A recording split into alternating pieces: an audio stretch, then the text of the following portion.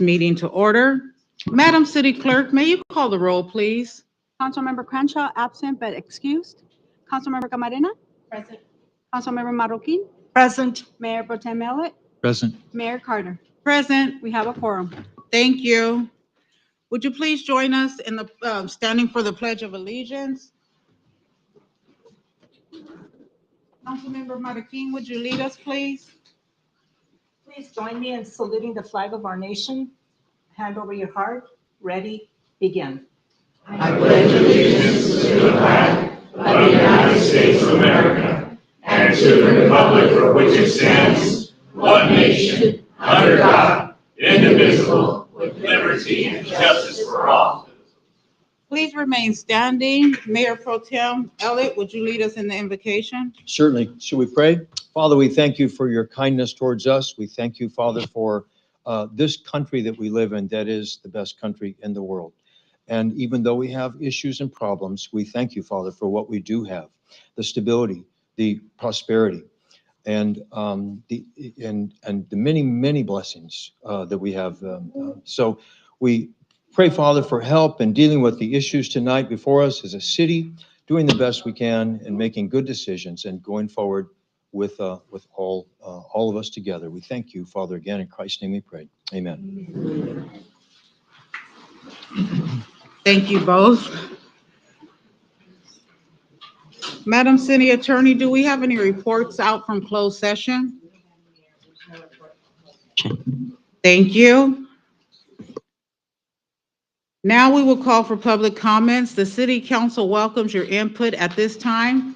Members of the public may address the City Council on any matter not listed on the posted agenda. Pursuant to the Brown Act, no action will be taken on any issue brought forth under public comments. We ask that you please complete a speaker slip and submit it to the city clerk prior to the start of the meeting. Although you are not required to identify yourself, this information on the speaker slip assists the mayor that all persons wishing to address the council are recognized, and I'll also assist the city clerk in preparing the city council meeting minutes.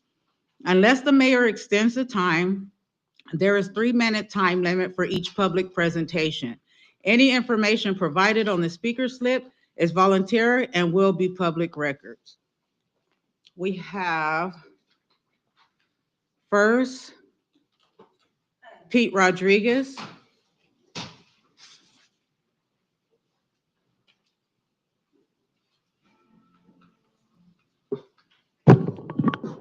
Good evening, members of the council, Good members of evening. the audience. My public comment is concerning your attendance at the League of Cities. Thankfully to your city clerk, and I thank her very much because it was my miscommunication. She did a great job. I have your travel expenses, and Councilman Crenshaw didn't go, so that's zero. Sally Marroquin is $1562.45. I'm just gonna read down the list. Sonia Carter is 2036.17. Marty Elliott is 1972.05. Councilman Camarena, 2021.45. Now, obviously there's a gap from 1562 to the last three that are over close to $2,000. Now, to me, the public needs a right to know about the difference in amount. And for your information, I did review, the agenda that was listed there for League of Cities, and the meals that were provided and the training material that was provided. Also, I would like you guys to give a report back about what kind of investors met. Did you guys meet what they want to come here and invest in El Centro? What kind of training did you guys attend? And because accountability and having integrity does matter. As the last budget meeting, that both Councilman Camarena and Councilman Elliott voted no on the budget, because typically, be honest, they don't want to give raises to employees. Let's be honest about that. And I just want to, we the public deserve accountability because you're elected officials. And as we saw at the last special meeting, unfortunately, there's now some partisan politics on this council, which is not needed. To Councilman Elliott, I'd like to make a comment.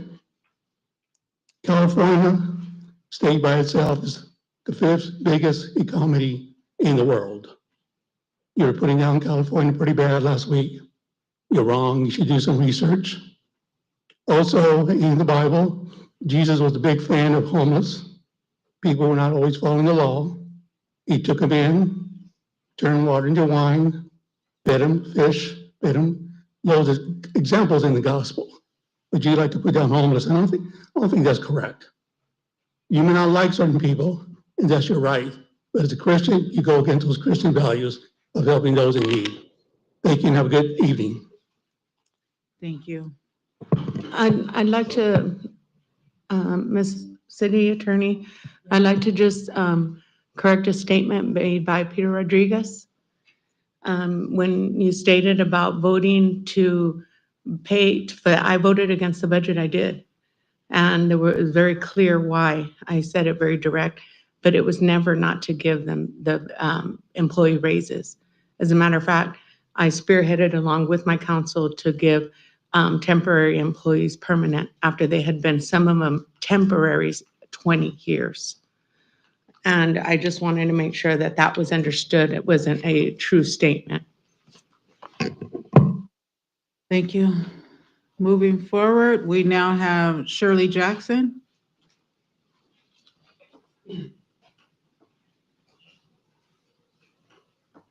Good evening, Council. Good evening. I am here because I have a concern about my neighborhood. Different things have been going on in our cul-de-sac here lately, and it just seemed like it's starting to get out of control. Okay. We have a neighbor who has 5 different vehicles. There's 6 houses in the cul-de-sac.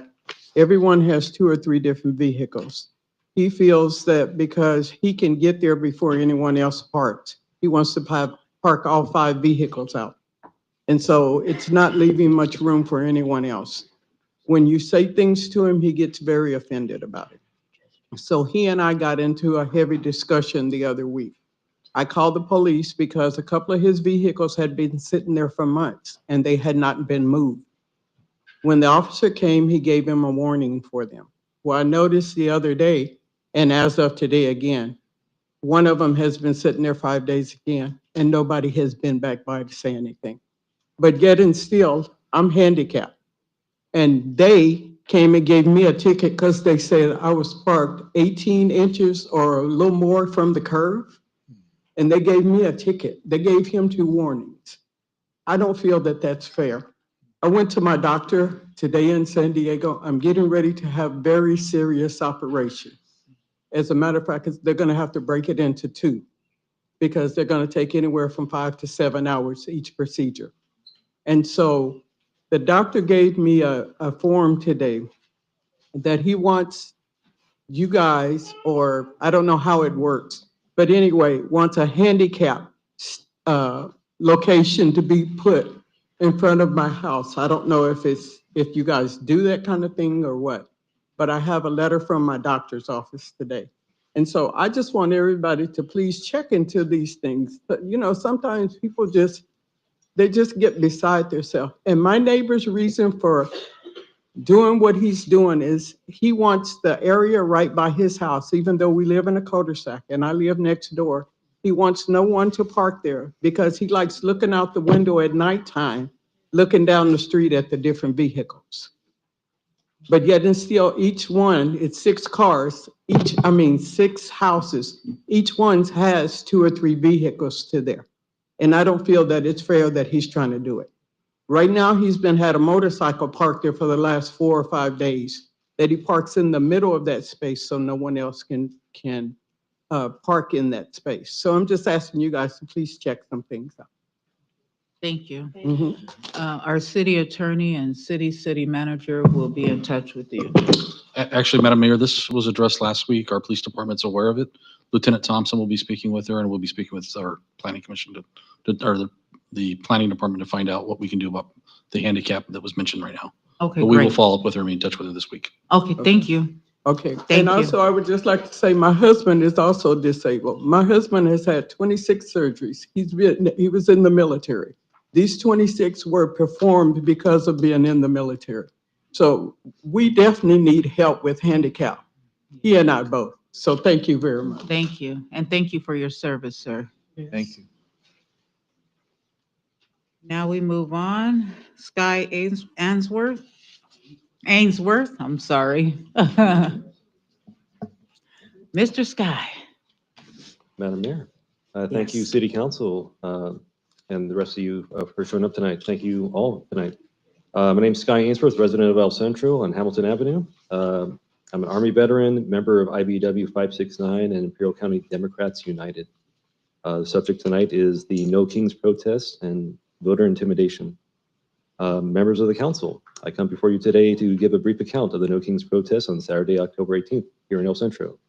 We had around 350 people show up, more than the previous protests. Everything was peaceful, though some noted vehicles purposely driving close to curbs and corners to intimidate people waving signs. There was one middle-aged man, obese, in a motorized wheelchair, waving a Trump Vance banner and trying to argue with protesters. Some people would engage, most ignored. No one harassed or yelled at him. He was there maybe 30 minutes. The reason why I wanted to speak is to share that I personally know 3 people who attended who had to hide their identities for fear of reprisal. I know a dozen others had afraid to attend. And I talked to one young person who did attend, knowing their parents and family would not know because they feared backlash. I noted other people who covered their faces and hair and kept a distance from the crowds or hid and did not talk to those around them. On Saturday, I noted several yes on Prop 50 signs had been removed or vandalized. Thomas Henderson and Jason Jackson are handling that issue. And on Facebook, someone posted pictures of the Prop 50 protests, which received 1,000 positive responses to 100 in opposition, and what seemed like dozens of negative comments. That is the state of democracy in Imperial County. The people are in support of Proposition 50. The opposition is spending a lot of money and encouraging negative behavior in person and online. Thank you. Thank you. Now we will move on to our presentations. And we are going to start with the proclamation for Rafael Solis Day, 100th birthday.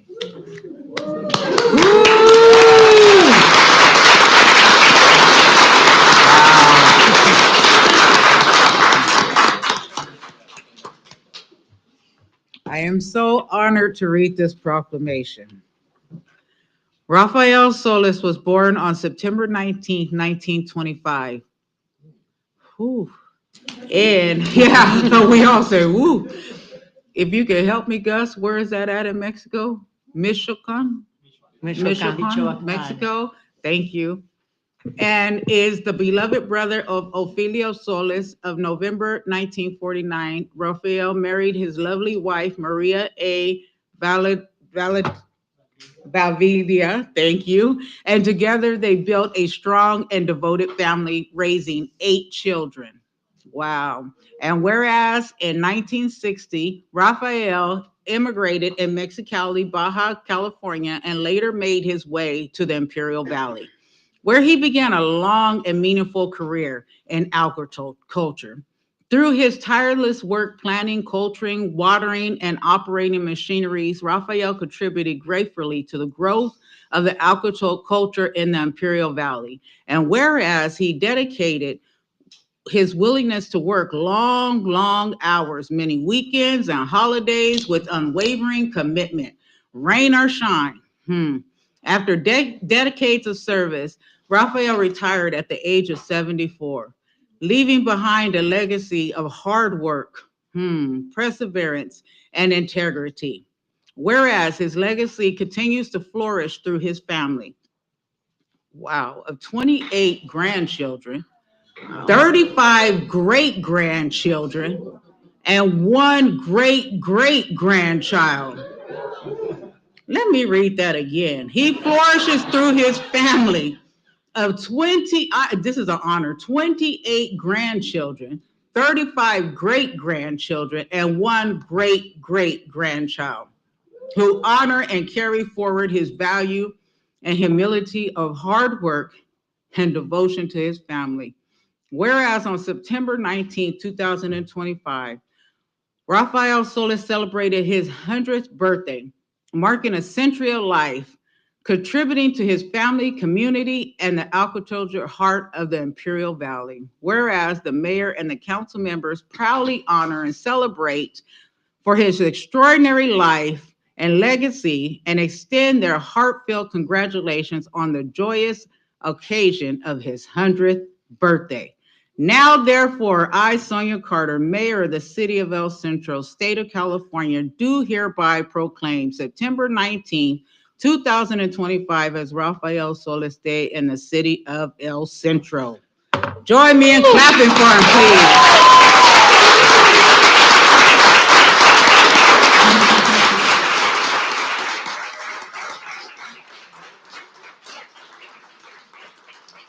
What an honor.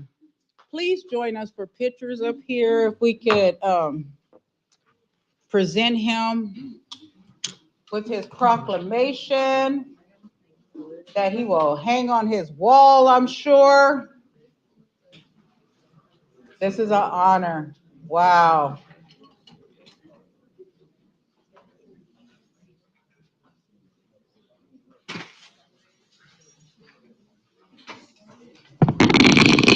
Happy birthday, sir. This is your day. If he wants to, or if you could hold it in front of him. Oh, y'all here, thank you. Or for the photo. There you go.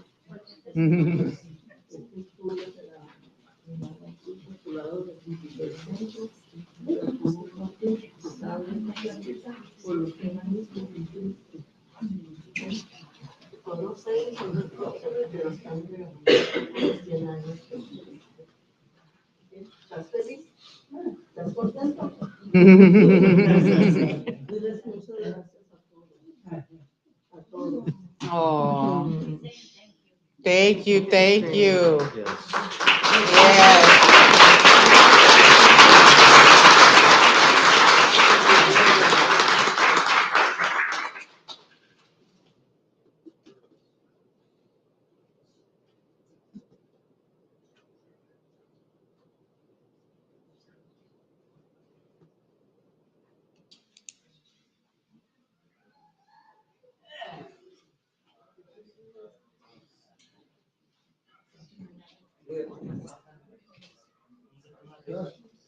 This is a, I was trying to read the proclamation.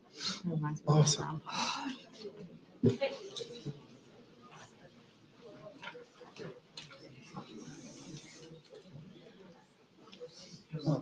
Oh.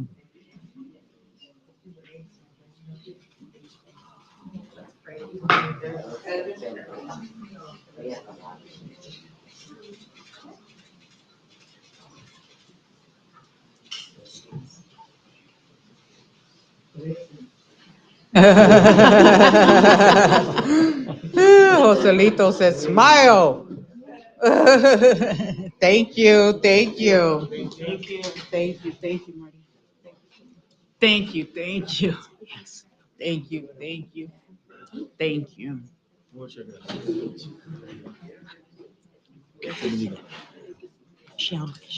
And I did forget to mention that our own employee, Gus, this is his grandfather. Yay. Yes. Cumpleaños, Sophie. Woo! And they share the same birthday. What a blessing. Same birthday on your born on your grandfather's birthday. That's an honor. Thank you, thank you. Now we will move on to Catholic Charities Working Hands Program update.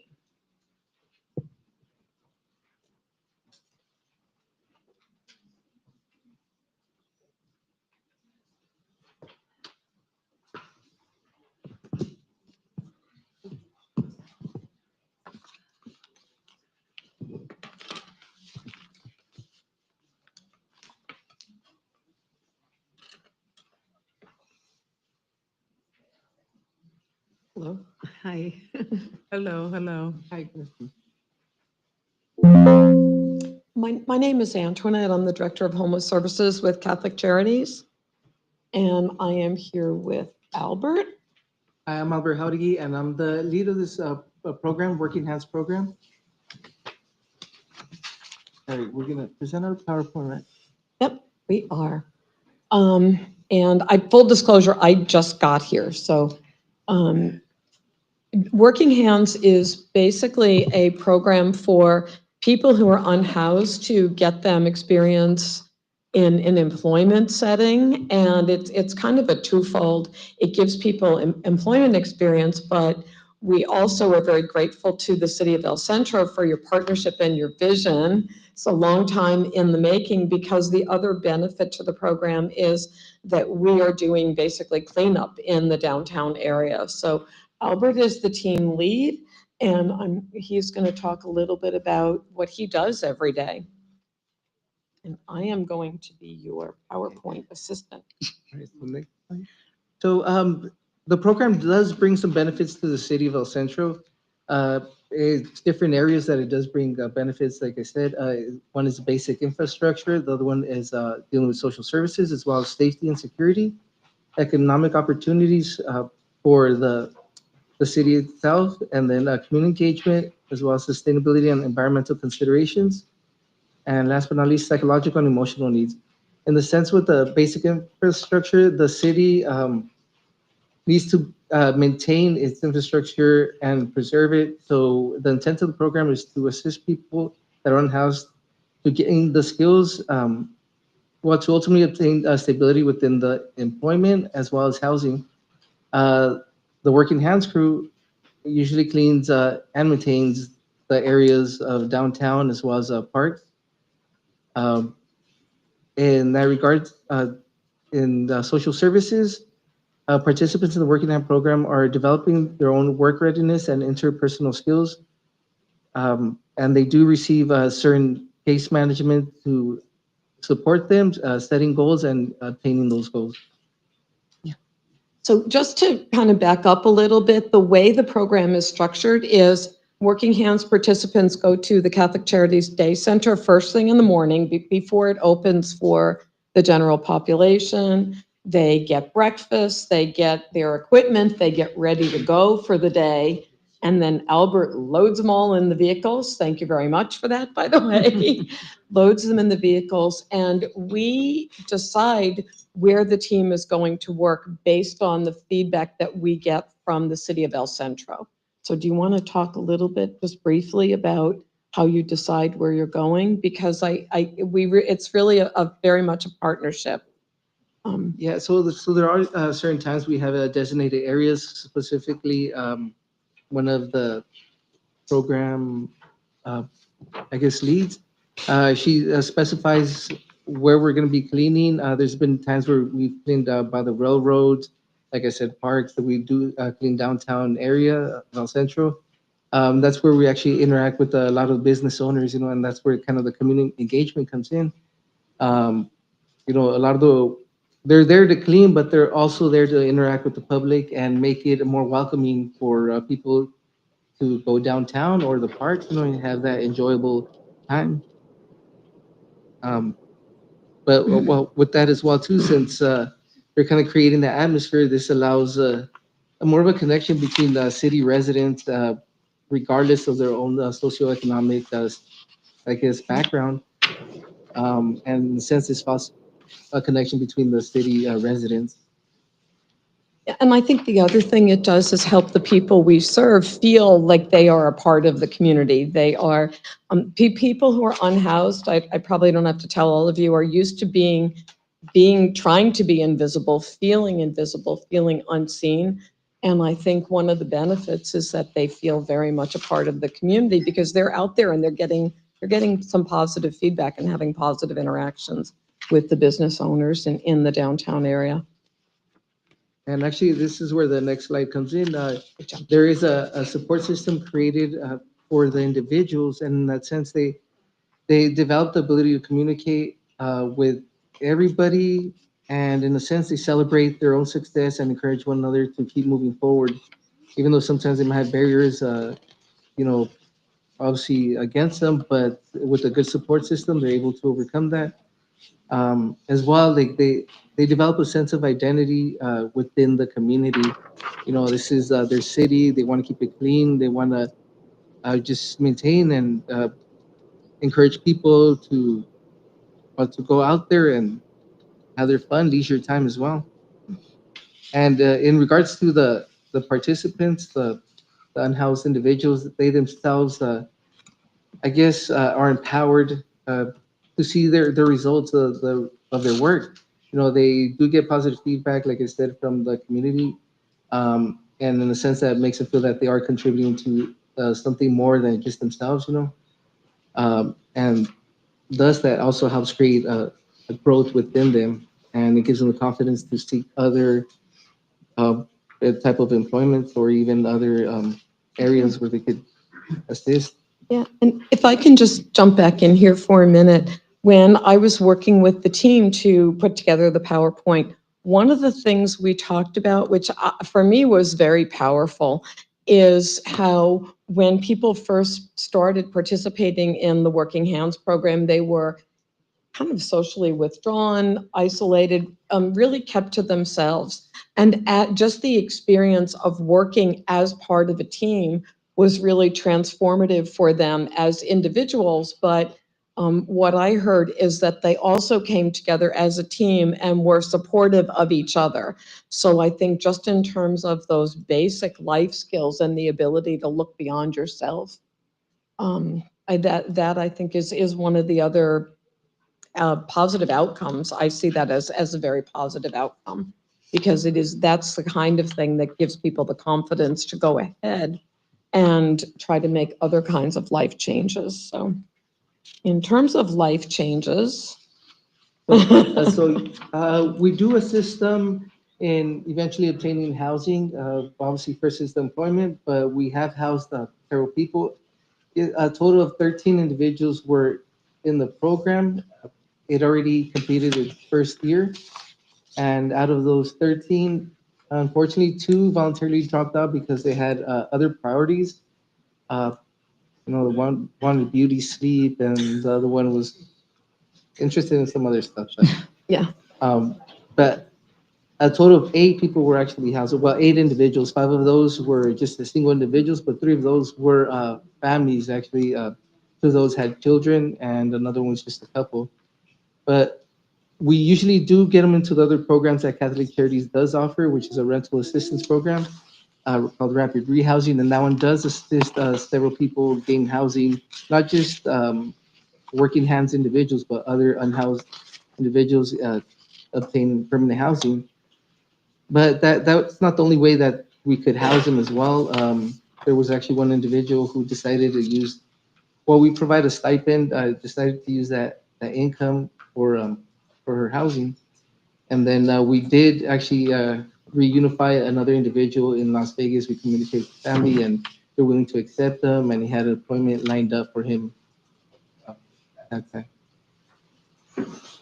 And I think, while it may sound like 11 people in a year is not a lot, when you think about people who had been unhoused for a long time, there are a lot of uphill challenges for them to get to that point. I was really excited.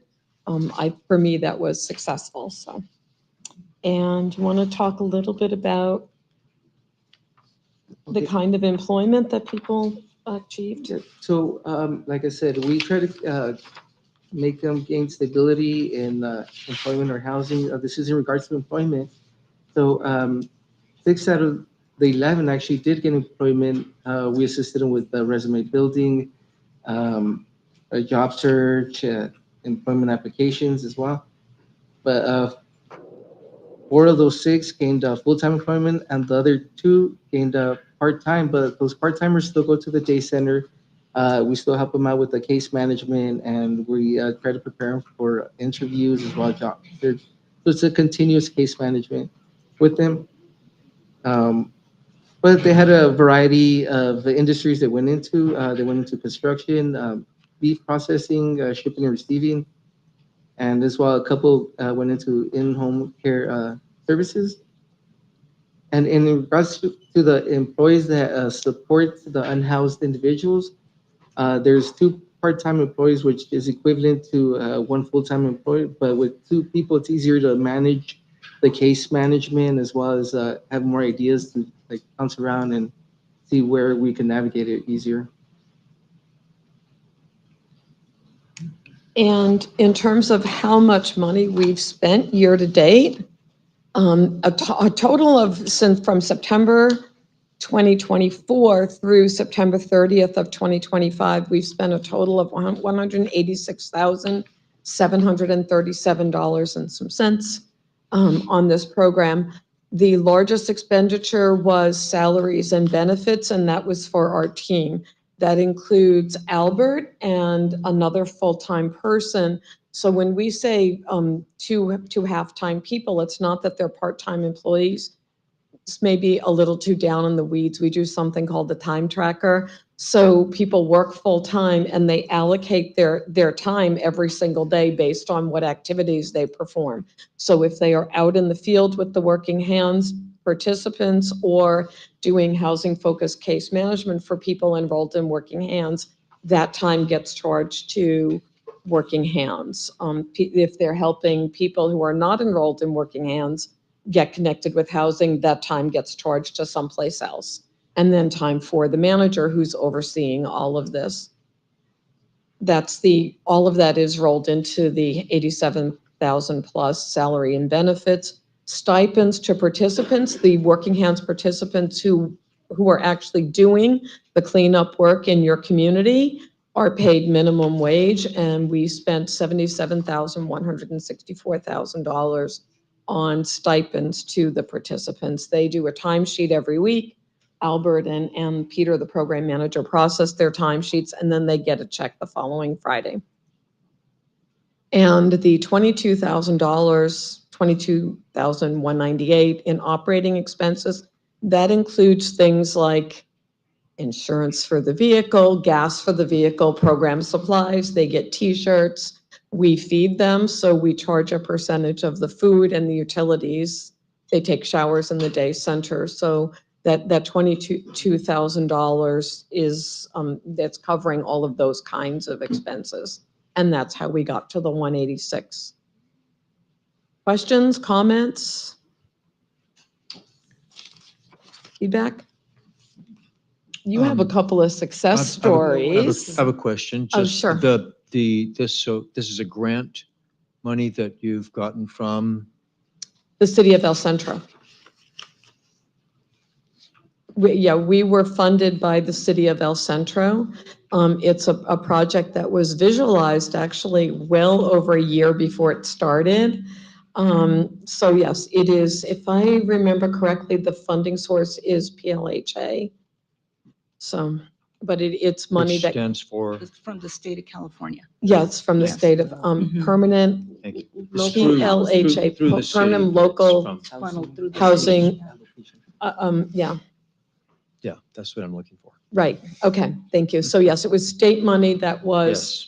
given to the city of El Centro, and we did a proposal with the whole plan and a model for this program. And we've talked about, I think it is definitely scalable, but we started with 5 participants at a time just to kind of get it off the ground. The other reason we have 2 people out in the field at the same time is because we have 2 vehicles. There's one vehicle that's kind of picks up, it has the ability to, it's where the trash goes. So we're picking up trash, thank you. My city brutes show. Utility truck. So the trash that the team picks up goes into the back of the utility truck. And then Albert or his coworker drive the enrolled participants out to the work site. So we use the 2 vehicles in that way.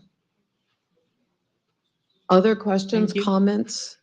I have a question. Sure. Could you tell us more about the housing, how that, the ones that you stated, the 8 people that were housed, how were they housed? Where and how? The specifically where I would need to know, I would need to depend on my Specifically, teammates. Yeah, they're mostly in El Centro, but there are 2 that we did house in Calexico because that's where they prefer to be at.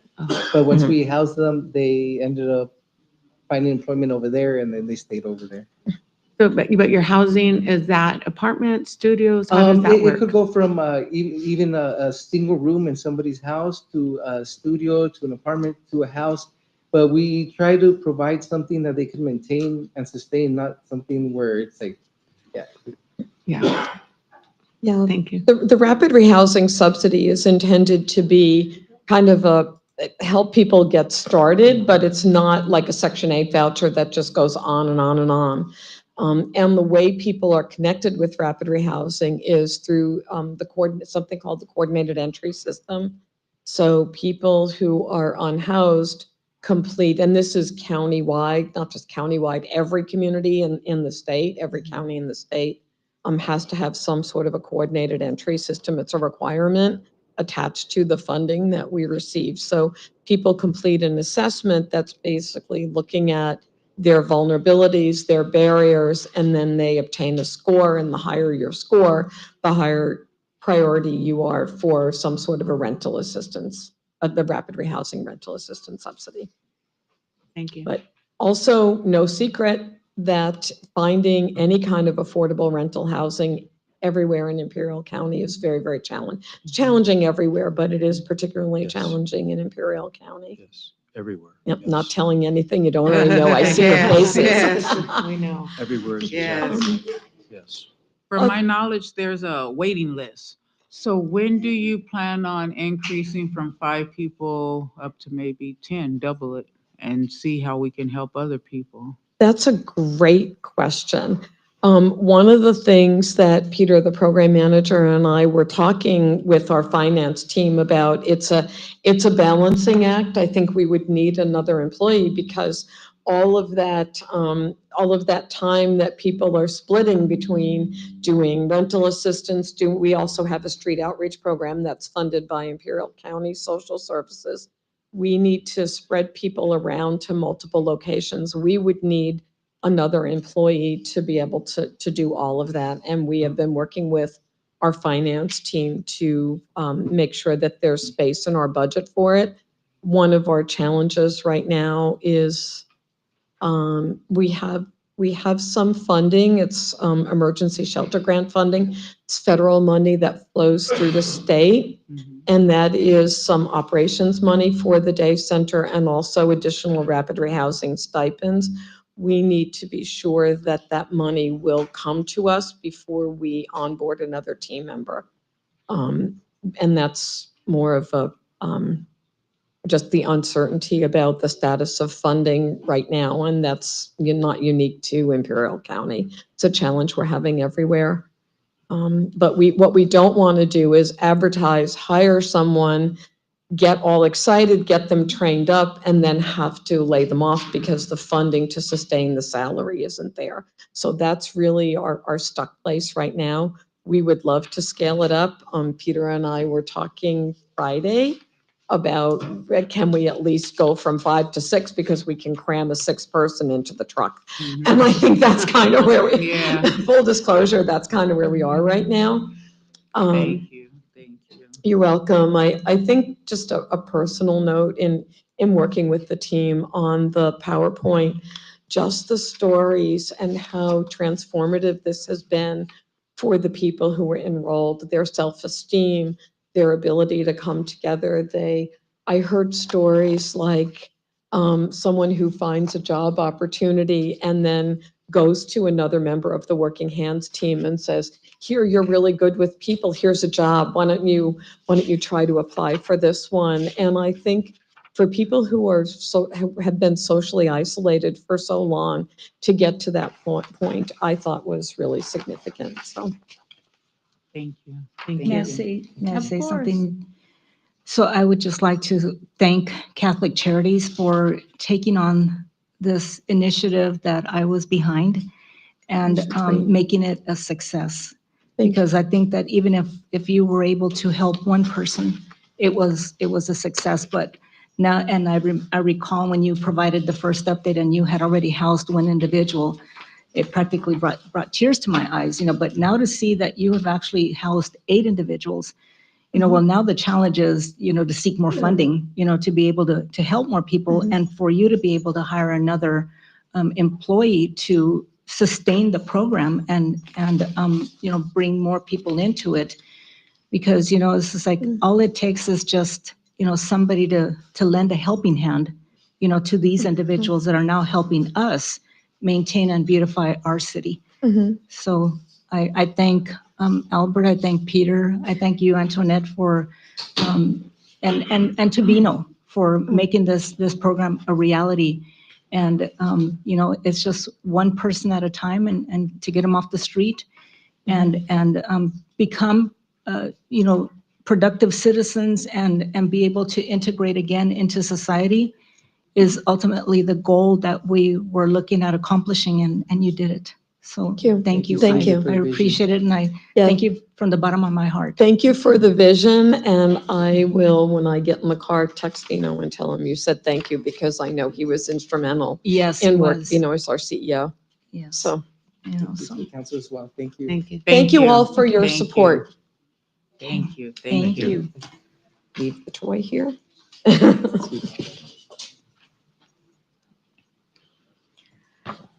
All right, now we will move on to the Quiet Servant Award. We're gonna start with with our Resident Award. I want to first give a little background to this of how this came about. Um, Before I became mayor, you see all the open places and you go into them and, you get to know all the people. But once I became mayor, you get to go into the back of the places. And once I walked into the back of finance and HR, I was like, whoa, who are all these people? And what do they do? So it's like that was a wake up call to me that there are people that need to be recognized that are in the back of light that do need to be have their light shined. But Ms. Wow always told me that she is not quiet, but she won this award. So we're gonna start by having her come up to the podium, please. Yes.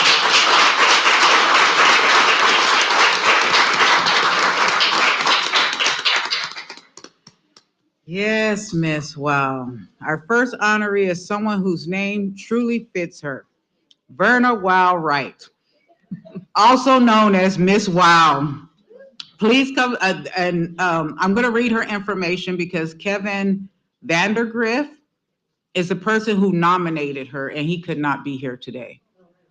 So it was written in a nutshell for me, and I do apologize because I know that when Mayor Pro Tem and I sat down and we looked at all of the nominations, Verna, we needed more time because it was numerous pages and a lot of information. And when I say that she does a lot, it was all present there, but I don't have that in front of me and I do apologize. So I'm going to read what I do have.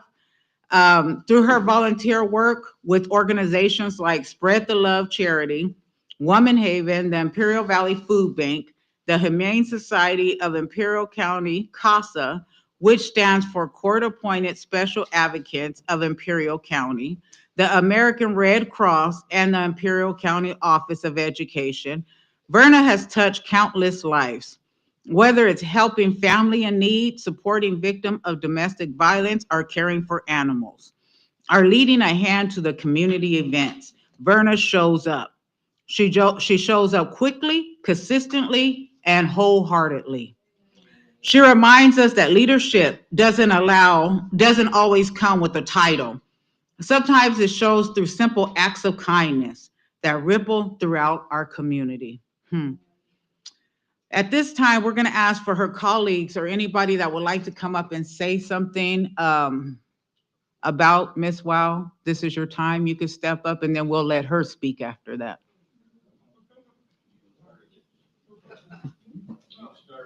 Well, I just have a brief thing to say. But I've known Mrs. Wow since she was one of my students in kindergarten. My name's Diana Rooney, and I've always seen her to be very, very vivacious, very involved with everything. She even was great friends with my son and family, and there is no one more deserving of this honor than Verna. So I want to say congratulations, and I know she'll continue the work. She just keeps you breathless doing everything that she does. Yes. But it's great to see. And oh, when she was at Wilson, and the students, they just loved going through the lunch line because she works there with the cafeteria as well. Yes. And My daughter was one of them. I she- remember that. always encouraged the students. They wanted to be with Mrs. Wow. They Mhm. wanted to talk to her. She would be in costume for Halloween or any of the holidays that were coming up. So she's been a benefit. Every school she's been at, which I don't know which ones right now where she is, but you know, she's always been enthusiastic and helpful to the teachers and the students. And Thank she's you. well deserving. Yes. Thank you, thank Thank you, you. thank you.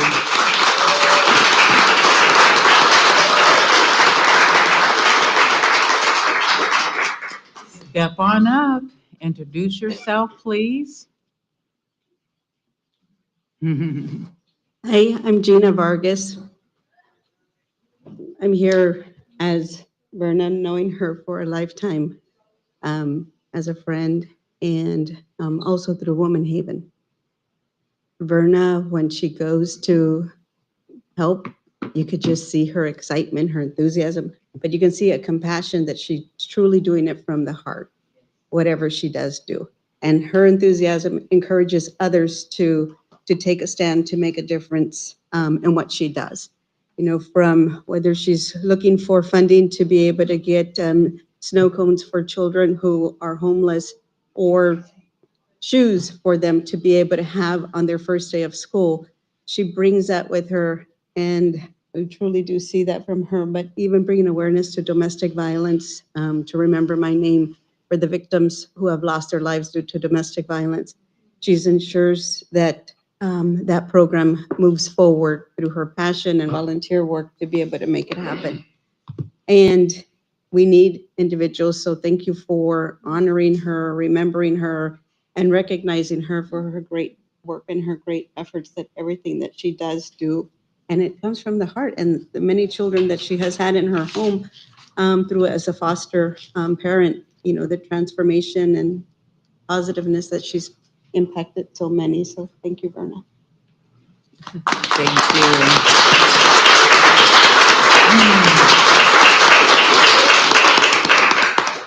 Now the floor is yours, Ms. Wow.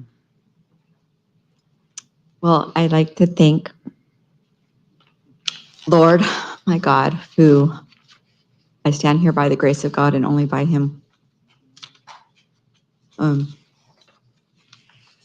There's so many things that I can say, but I don't want to say too much because of your time. But I want to thank my husband for putting up with me for all my craziness. Thank you for all the hats he buys me, though. He buys me every silly hat that you could ever think of, along with matching socks for my lunch lady role.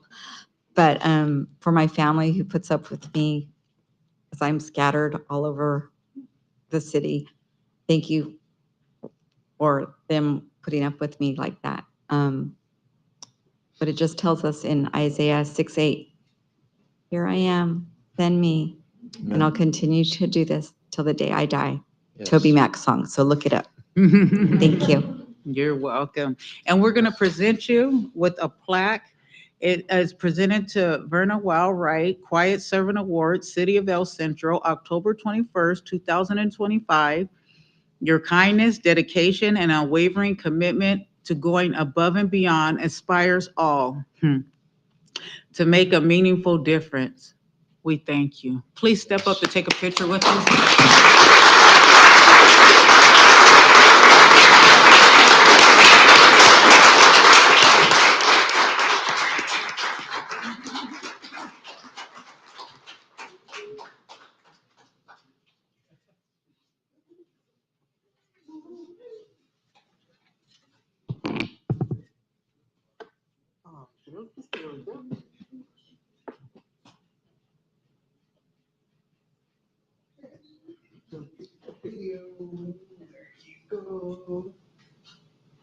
Thank you very much. Thank you, thank you.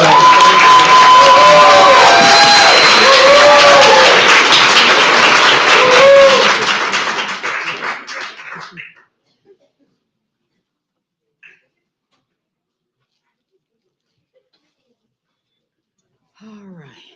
Thank you. Okay.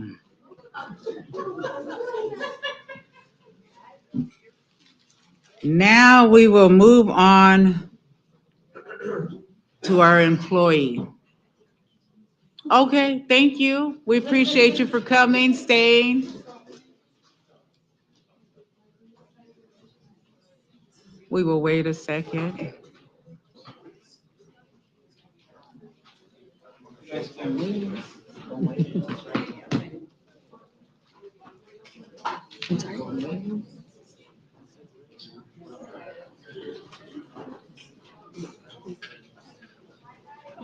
Maybe they go like Robert. I don't think you do.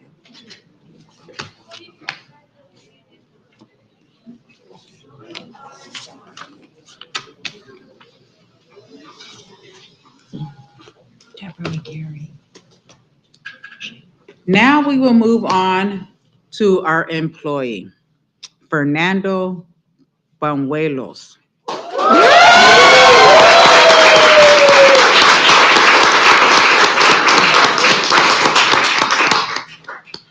Fernando was nominated by Francisco.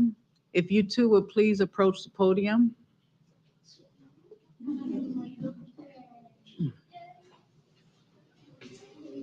And we are gonna allow Francisco, we thought it would be more meaningful if the person that nominated them read it, so that way they will understand that this is coming with a lot of compassion. I can understand that the mayor could read it like I did, and trust me, I feel the same way about you, but I think by him or by Francisco nominating you, this is more meaningful. So if Francisco, if you can go ahead and take it away and read to us, please. All right, all right. Francisco, can you pick up the mic, please? Yes, Thank you. right there. Awesome. All right. Good evening, Honorable Mayor, council members. So I will share a few words that I had written down and had for Fernando. So I've known Fernando for about a year and a half or so now, a little bit more. And to me, in my eyes, he's been an exemplary employee. He goes above and beyond, even in his regular janitorial services and duties. He's always there to lend a hand. He's always looking out for each and every one of us in our departments and different departments. He's always just ready to help. And the thing is, as the award states, he doesn't say anything. He's just there. And when you least expect it, he'll lend you a hand. I've had examples where I've been doing a work order around or somewhere, and sometimes I'll have a little trouble. And out of nowhere, he comes up, he's like, oh, let me give you a hand. I'm like, oh, are you sure? Yeah, don't worry. I can do everything else and still give you a hand. It's all good. So he's gotten my back, he's gotten my coworkers' back, all of our backs. And then I've seen him go through every nook and cranny, even cleaned a little more than one would say is like the normal amount, but he does it for everybody, for all of us. So we all have a good workspace, cleanly, comfortable area to just be all comfortable in. And, I really appreciate all you do. You do a lot for all of us. It's really awesome to have someone like you in our team. And it's really awesome to have you in, like, working in the city with us. So thank you so much. Oh, thank you.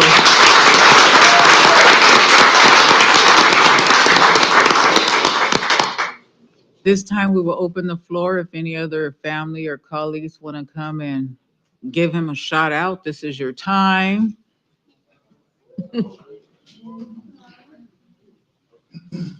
Oh, sorry. Good evening, Honorable Mayor and fellow council members. Good evening. My name is Michael Reed, and I am the Building and Facility Maintenance Supervisor for the Public Works Department. And, I honestly think it's a true honor to be the supervisor of the first recipient of this award for the city of El Centro.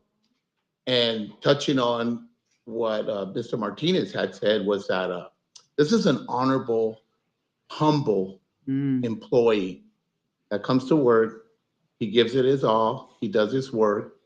And not only an employee of the city of El Centro, but he's a father of 4 children Wow. Oh, wow. and a husband to his Wow. wife that he goes home to after work every day, comes back the next day and does it again. And always willing, like Mr. Martinez said, to go out of his way to help.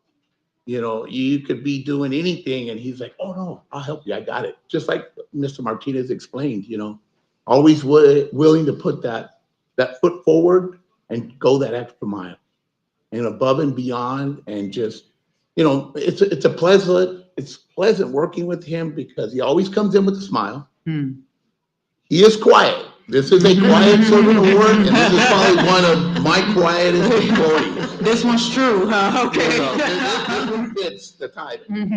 But work-wise, it's not a quiet man. Wow. It's a working quiet man.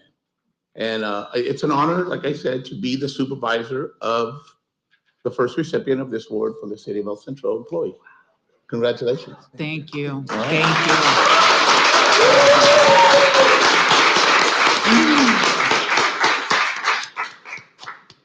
Now, oh, you would like, oh, go ahead, Abraham, step on up. Thank you. Oh, I couldn't let this opportunity go. What a Oh, proud, appreciate it. moment you have brought to the Public Works Department. I'm Abraham Campos, Public Works Director, and good evening, Honorable Mayor and Council members. Good evening. A lot of the key words that what I was going to mention have already been spoken. Extremely serving, humble, honest, Wow. friendly. All of these really describe him.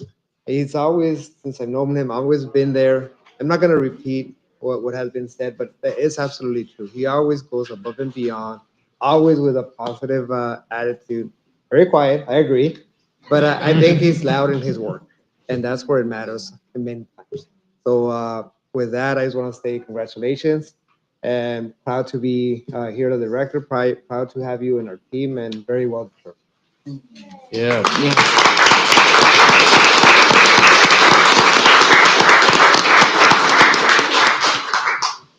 We thank you so much. This is your time to speak. No, you can't be quiet right now. Sorry. Good afternoon. Mayor, City Council, and residents, I'm very humble and honored to have been recognized tonight. I thank you and promise to continue to serve the city and my community as best I can. And thank you very much. Oh, thank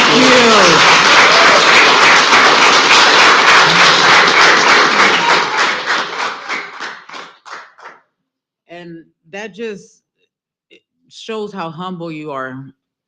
You had two directors that stood up and gave good compliments about you. Just keep on doing what you're doing. You go home and you're a father, you're a husband, and you come to work with a smile and you just keep on pushing. People don't know what your inside is like, and that's noticed. So that's good. I'm glad to hear that. And thank you for doing all that you do. It sees that you have this caring heart with so much compassion. If anything, they can turn to you. And that's good to know. When you have somebody that you work with that you can turn to, it's always good to know. Thank you. Colleagues, do you guys have anything to say before I read the plaque? I mean, this is an honor. Congratulations, Sure. maybe. I just want to say thank you for being with the team El Centro. You really make El Centro much more what it is. We're so proud of you and coming to work, getting paid, enjoying and helping the others. We're just very proud of you to have you on board with us. We're very thankful. And I just want to say, when I do see you, it's like they say, you're working, and you're just doing your thing, and it doesn't look like you're distracted at all. You're focused, and we appreciate, what you do, how you contribute to every job matters, and what you do helps us continue to serve not just the employees, but the public. So thank you. Councilmember So Martinez. congratulations, Mr. Bañuelos. This is quite an honor for you, and I know that I'd also like to thank Mr. Martinez for nominating him for this this award that is hopefully maybe next year you'll get it again because it sounds to me like this is a well-deserved award because you come to work, you are very well liked by all of your coworkers, your colleagues, your supervisors, and you do your job. You know, it's just like, and so we're very proud to have you as a team member of the city of El Centro. Thank you, thank you. And we are going to present you with the Quiet Servant Award for the City of El Centro, October 21st, 2025. Your kindness, dedication, and unwavering commitment to going above and beyond inspire all to making a meaningful difference. Thank you.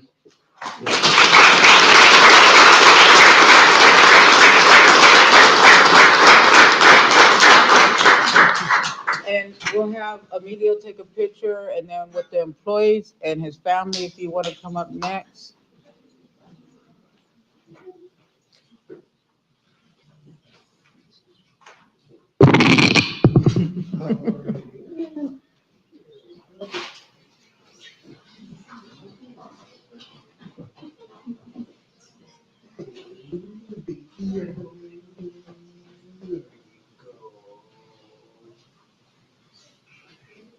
Thank you very much. Thank you. Family. Yes. Family. Oh, they're so cute. How cute.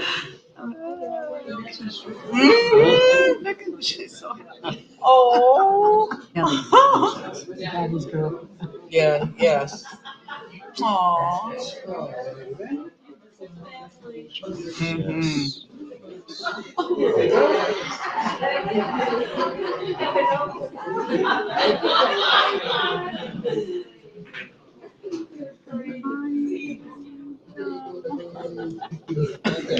Thank you, thank you, thank you.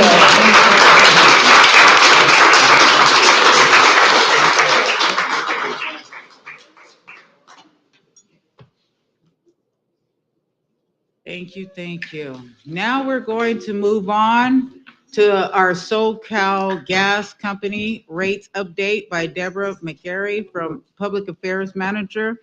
I would like to say that Deborah took the time out.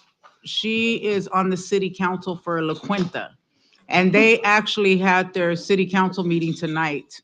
So she made a choice. I made a And she's choice. here with us to come and present her other hat, SoCal. So I just, Absolutely. we want to, the city manager, he made sure, he said, make sure you say this. And I said, this has already been a thought to me because you went out of your way. So Absolutely. we thank you. We thank you. So if you could go ahead and present to us. Thank you, Honorable Mayor and Honorable Council members. I thank you so much for this opportunity to come down and give you an update. I appreciate the city manager reaching out to me and the city clerk. And again, this information, you receive letters from the CPUC, and the CPUC is required for a Rule 32, in which SoCal Gas and public utilities are required to notify cities of any type of possible rate increase or applications that we put in. It doesn't mean the application's being approved, it's just an application. So we do the same thing for our general rate case, and it goes to every one of our cities. So you receive that notice. So I'm going to explain those two notices, and then I'm going to explain where we're at right now in regards to gas prices that we're seeing in regards to trends. And then I'm also going to explain how your community could actually use various types of tools that we have to be able to budget, to be able to save money. So it's going to take me a few minutes, so I apologize. I don't want to keep you too long.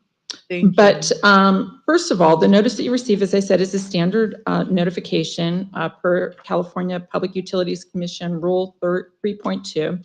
This procedure requires SoCal Gas to notify the public of possible rate increases.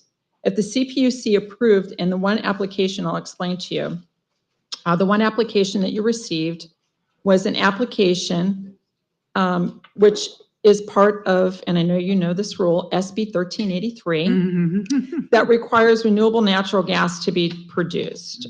So it's a byproduct of AB 1383. And for the audience that don't know, there was a law that was passed by California that requires that organic waste needs to be recycled so that they're doing some type of carbon capture, removing the methane that's in the air, and it's part of a Clean Air Act. So the RNG is important to the component of California's strategy to reduce greenhouse gases and greenhouse gas emissions.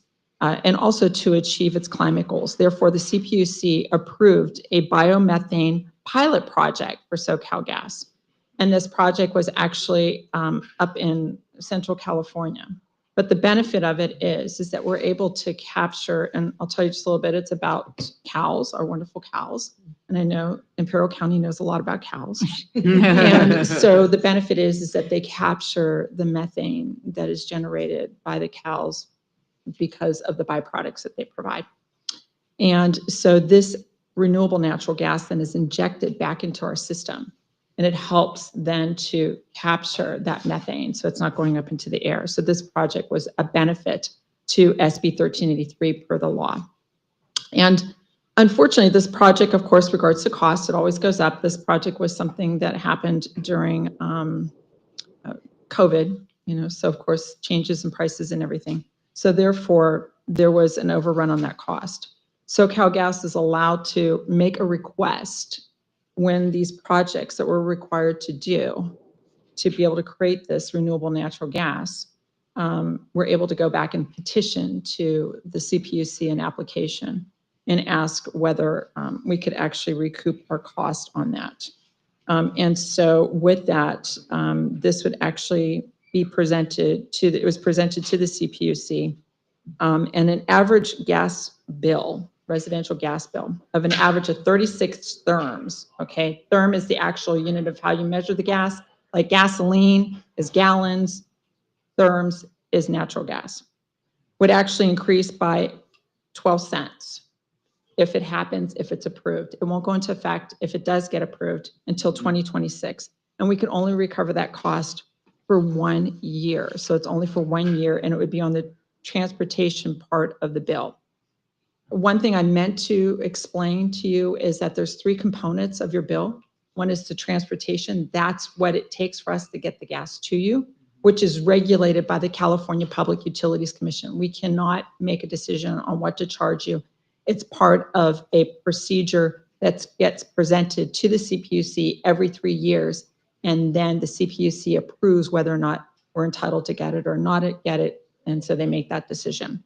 The last increase we had was February of this year, so you won't see another one for 3 years in regards to transportation, unless something like this gets approved, and if it gets approved, there's a 12 cents increase that would actually go on the transportation. The other part of your bill is also what's called the natural gas commodity. The commodity price itself changes every month. It's a commodity, and I use the example like eggs. You see the changes on the prices because that's what they're buying it at on the market, and then we're able to go ahead, and that's a pass-through cost. And then the other part of it is a public participation rate, which is the rates that are collected from every customer that goes to your care programs. Care programs are part of that 20% reduction for those customers that qualify based off of their income. And I encourage any customer to actually, if they have, the possibility where they are at a certain level in regards to their income, they can apply for it. And I'll talk about that in just a moment. So that's the one application that you received. The second application is for same procedure, same process, but it's for what's called Distribution Integrity Management Project. That's a pipeline integrity project where we're actually making changes to our pipeline. That was a requirement of the federal government for us to make changes to our pipeline. And that, again, was a federal mandate. And it's a program in which we will switch out and improve our pipeline. And of course, that one was also another one of the projects that started in 2019 to 2023. And again, it's one of those where, think about what happened during COVID. I'm just saying, the pipelines, the metals, all those different things in the commodities become a little bit more expensive. So of course, there was a run over on that one as well of uncontrolled cost. And so that one would actually be an approximate, if approved in 2026, would be 72 cents. That would actually go to an average bill of 36 therms. And again, it would only be able to be recovered for 1 year. So this is just standard procedures of what SoCalGas has to do in regards to, be able to provide these programs to make these improvements. It is regulated again by the CPUC. They're the ones that make those decisions. If you have comments or you want to make a comment or provide any type of feedback, you can do so in that letter that was provided to the city. It tells you how it is that you could provide your comments and whatever information you'd like pertaining to these upcoming procedures and the application that we submitted. So it's not a significant increase, but I understand that any increase sometimes can be challenging. But there is some good news, I will tell you, because I know everybody asks me this question quite often. It's like, okay, so what's happening with regards to natural gas? Because that's the commodity price that changes. And a few years ago, that's when we saw the large spike in the pricing. And that was because of the situation of it was very cold. So think about the things that actually create challenges with regards to your gas bill. You use more gas. So in the wintertime, you have a lot more heating that you use if you're heating your house. If your hot water tank is outside in the garage and it's a standard water tank, if it's cold, that water drops in regards to the temperature. The tank then switches over to try to keep that water warm and hot so that when you turn on your hot water in your house, it heats up, so you're using them more gas in the wintertime. So those are some of the things to take in consideration of how your bill is affected by weather, okay? And then the other part of it is that you also want to, take in consideration, as I said, the commodity price on how much you use. And I'm going to tell you how you can monitor that. But just as an example of where our commodity price, all this stuff is on our website. And I could send this stuff over to the clerk. And you guys, if you want to, you could put it on your website. If you'd like me to come out, maybe do a little workshop and we could talk about it and have your residents come in, I'm happy to do so. The more information and the tools that you use on our website could actually help your customers and your businesses to be able to track how much gas actually goes through their meter so that they could actually monitor that to see whether or not they're getting to a threshold that might be too expensive for them, and then figure out how it is to monitor that. So the commodity price, as I said, trending from last year to this year in October of 2024 to 2025, we're actually seeing an 8.4% decrease in the commodity price. So that's a good thing. So that was, if you're looking at it, again, an average home, that was about 34 cents per therm that has decreased in regards to the cost of the natural gas. But as I said, also there was an increase in February, which was our general rate case. But I also want to share that there's many other programs. For those of you that remember, back in 2015, we put on these little devices on front of all of your meters. That's called an advance meter. It reads your gas bill 4 times a day, okay? And it's on for like a fraction of a second, tells us how much gas is going through your meter. You could go up online and sign up for what's called My Account, and you could actually track and see how much gas is going through your meter. It will take you down to the day and almost to the hour of how much gas you're actually using, so that you can actually see. So interestingly enough, in the winter months, if you have a hot water heater or a furnace, you're monitoring your gas and you see it, and in the wintertime, it spikes at night and it drops during the day. Or if you're looking at the overall year, because you could go back 13 months and you could actually see how your gas goes up in the wintertime and it goes down. And it isn't so much necessarily what the commodity price is doing. It's a lot of times it's because you're using more gas. So those are tools in which you're able to actually use to go ahead and provide that information. There's another way to monitor it, is that you could sign up where we give you an alert. So the alert will come up on your phone. You could just sign up through My Account. You sign up that I want to get text messages. If there's a change in the commodity prices, which is, like I said, changes every month, it will send you a notice and tell you where that commodity price is at, so that you could actually figure out how to manage your gas usage. And then finally, our energy efficiency programs. People don't necessarily, I think, take advantage of some of the programs that we have to offer, and even rebates. If you're buying a new appliance, make sure you look for those energy efficiency type of appliances, look for those rebates, look for some of our energy efficiency programs. And then also we have what's called the CARE programs and other types of programs where customers can apply to get a 20% discount, or if they're in a situation, and let's just say they're, in hard times or whatever, and they're having a difficult time paying their bill, I encourage you, call the gas company, work out a deal, work out some type of a payment program. We will also provide a one-time payment and kind of like a gift to that customer to help to offset those costs. They could also set their bills on what's called a level pay plan, so that you could go ahead and pay the same amount every month. So you don't have to worry about those high bills in the winter months, So again, there's a lot of different ways in which you could go ahead and monitor your gas bill. And I would just encourage people to, look at what ways to save energy right now before we get into the cooling season, because it'll benefit you not just in the winter months, but also in the summertime months, because you are making your house more energy efficient. And the more energy efficient you make it, the less energy you will use. So, any questions? If you have a if I question? may, yes, I Yes, do. So you're saying that, I think I heard you say that 36 therms is the average use of a household, 12 cents per therm? So it was actually, the actual cost right now. Let me look it up and I'll tell you what the actual cost is per therm right now. What I was sharing is that if this application is approved, it would increase the cost of 12 cents, not 12 cents per therm, but 12 cents. Okay. That's based Overall. off of, if you're Okay. using 36 therms. Yes, Okay. The amount that'll actually increase your bill would be 12 cents okay. a month. Oh. But you don't know what the rate of our therms is what I'm, I could tell you that if you give me a minute, I'll look it up on my phone. sorry. Because it's all on your phone. It's all on your gas company phone. Thank you. So I could tell you approximately where we're at right now.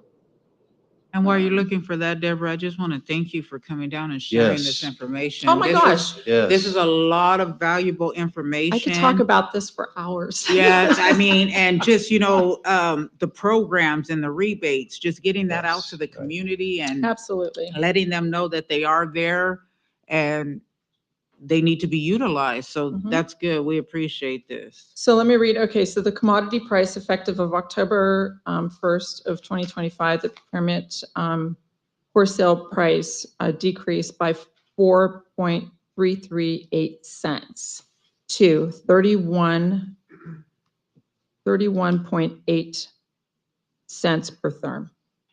So you're right, it's about 32 cents per therm. Okay, So, but 32 it cents per decreased. okay.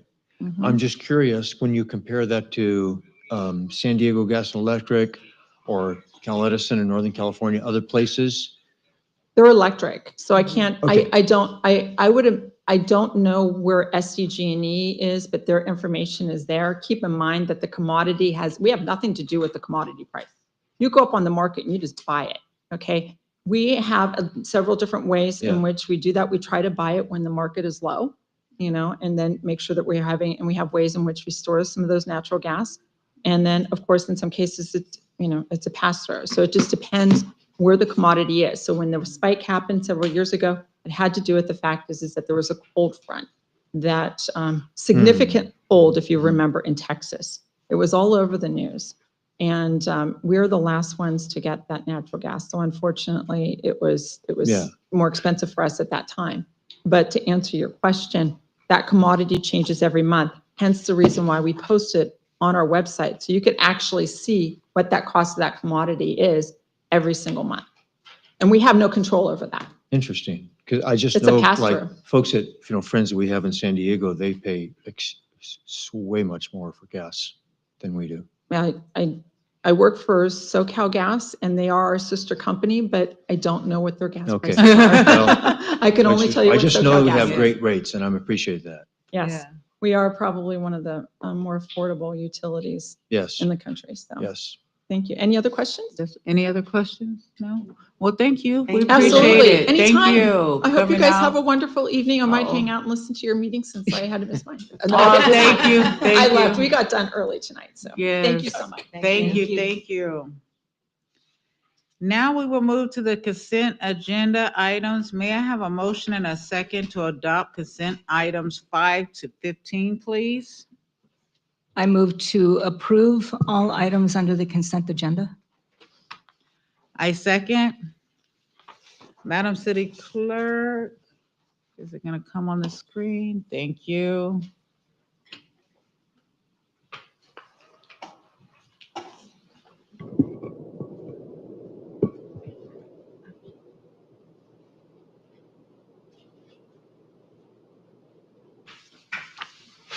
Okay, motion passes 4-0. Thank you. Now we will move on to our public hearings.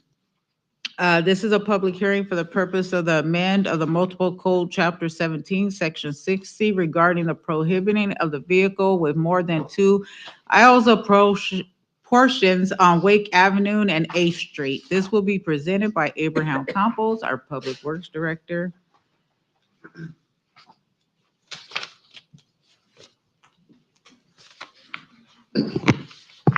Good evening again, Honorable Mayor and council members. So I will start this presentation by giving you an update of our existing ordinance and then what we're proposing to do after that. So with that, section 1760 of the municipal code generally deals with commercial vehicles of 2 axles or more. It provides a limit of or a designated list of streets where we do not allow vehicles with 2 axles or more to travel. The restrictions are generally established because they're related to traffic, roadway, maintenance, operations, just looking at the community, whether it's a good use for that area, schools, traffic, pavement conditions, and so forth. That's some of the reasons why we established these routes to prohibit truck traffic. So when we establish routes that say no trucks in this roadway, as is provided in that list in the existing section 17-60, it does not apply to emergency vehicles, for fire engines, for garbage trucks, construction, utility vehicles, ID, gas, whatever it is. Those can continue and are not affected by this restriction. The same is for vehicles. Let's say you have a store along or a commercial business along this roadway, and you need delivery of materials or goods to your facility. That vehicle going through that truck route can still go through that non-designated non-truck route. I'm sorry, the other way around. They can still go through the road because it's and they have to get to that business or location. So just some guidelines on what trucks are in terms of allowed and not allowed. We use a term in our ordinance of 2 axle. So the left of your screen are vehicles with 2 axles, basically 2 sets of wheels on each side of the vehicle, each of them being an axle. So the ones on the left are allowed. The ones on the right side are 3 or more axles, and obviously those would not be allowed in this roadway. So going back now that we're all experts on truck routes and vehicles and number of axles, we can discuss what we received. So we have, since the opening of Imperial Avenue extension and the bridge, we've gotten some comments and concerns from residents of vehicles using Wake Avenue to travel between Imperial Avenue and La Bergerie, or between Imperial Avenue and 8th Street and 4th Street. And there's valid concerns. We're trying to make it better and easier to enforce the traffic out there, make it easier for police by posting these locations for no trucks.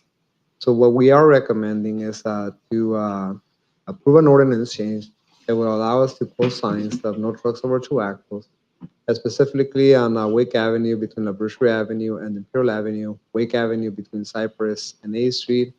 And after discussing this with the Community Enhancement Task Force, we're adding an area as well of 8th Street between Bradshaw and Wake Avenue. So in a map, this looks like this citywide, right? So it just that section of Wake Avenue will be prohibited for traffic or posted for truck traffic. There's a notable gap in the middle of Wake. This is a vacant lot right now. So we are allowing that so that trucks go in servicing those businesses, although they can. We won't post it as no trucks there because they can get in and out. The idea would be to encourage them to get back on Imperial, basically get from the freeway, go to the delivery for those businesses, whatever comes in that area, eventually, and get back on the freeway. What we want to do is stop them from continuing on Wake or accessing 8th Street. So this is a map of the proposed changes that are being presented tonight. So with that, I'd like to introduce an approval for ordinance number 25, open a public hearing and see if there's any comments on the public hearing, and approve ordinance number 25, an ordinance of the City Council of the City of Centro amending the municipal code, chapter 17, section 60, regarding commercial vehicles with more than 2 axles, and waive the reading as a first reading and authorize the clerk based on the next agenda for the second reading and I now open the public hearing. If there's anyone wishing to speak on this item. Do we have any online? None, Mayor. Thank you.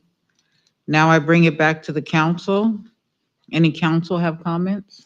You need to close the public. I'm hearing. sorry, I closed the public, first, the public hearing. Then now I bring it back to the council. And now if the council has any comments.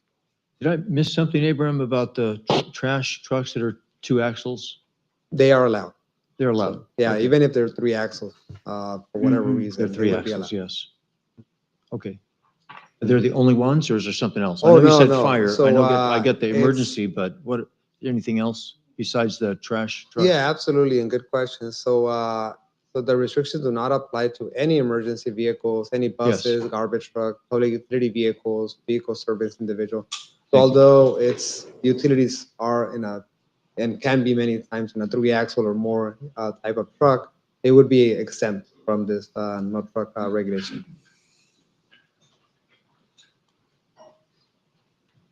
Anybody else? So I would just like to make a comment. Mr. Campos, thank you for being proactive and addressing, the situation of these large vehicles that are going down these residential areas. I too have received many complaints, and I know I've expressed them to you. So, thank you. And I'm sure that the residents will be pleased as well. Since we opened that extension to Imperial Avenue to the south, these truckers are using that as a shortcut, to arrive at their truck stops, but, they don't stop to consider, that they're going through residential areas and how dangerous that can be for, the residents of the city. I recall, especially down 8th Street, that was one that I think I commented to you that I had received a complaint from a resident about 4-axle, the big rigs going down. And at first I thought, I didn't believe it until I actually saw it myself. And I was standing there in the corner with that resident that had complained. And lo and behold, there's a big rig coming down, heading south on 8th Street over the overpass again to get to, another shortcut, to get to the truck stop. So, thank you. And again, I speak for not only for myself, but also for the residents of the city. So thank you for your proactiveness. Another question, are there businesses that will be like cut off from larger trucks for deliveries, anything like that? No, they're specifically exempted. If you have a business along the route. That's an exemption. Yeah, they're Thank you. specifically. So if for whatever reason they get pulled over, they say, hey, I'm driving to this business along the route. I have to go through the route. Thank They're you not, very much. they will be exempted at that. Thank you. Thank you. This has definitely been a long time coming. The residents have really been in our ears about this area. And we utilize that street a lot, and you just don't know how much it affects people that live there until you constantly hear what they have to say. So we appreciate that, and thank you. Councilmember Camarena, did you have anything that you wanted to add? Okay, we need a motion and a second to approve the ordinance number 25-07. I will motion to approve the ordinance. Thank you. I'll second. Thank you.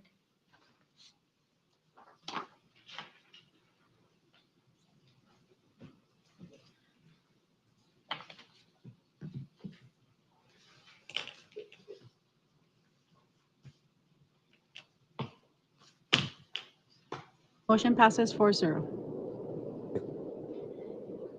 Thank you. Thank you.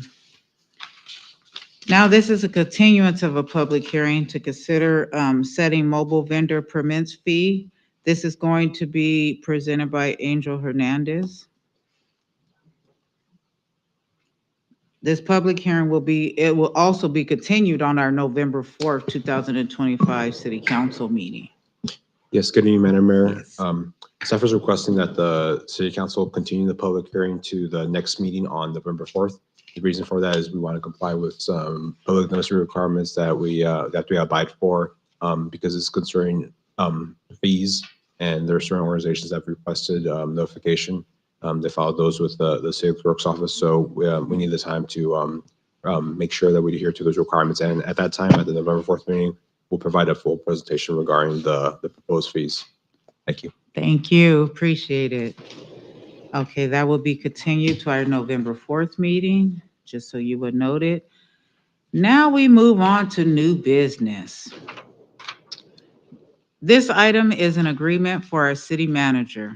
State law requires that the city discloses his composition and fringe benefits at an open meeting. The salary for this position starts at $240,000 per year. He received $480,000 in life insurance and a vehicle. Otherwise, his benefits are the same as those for all other management employees. Appointment of the city manager will be presented by Ms. Dulce.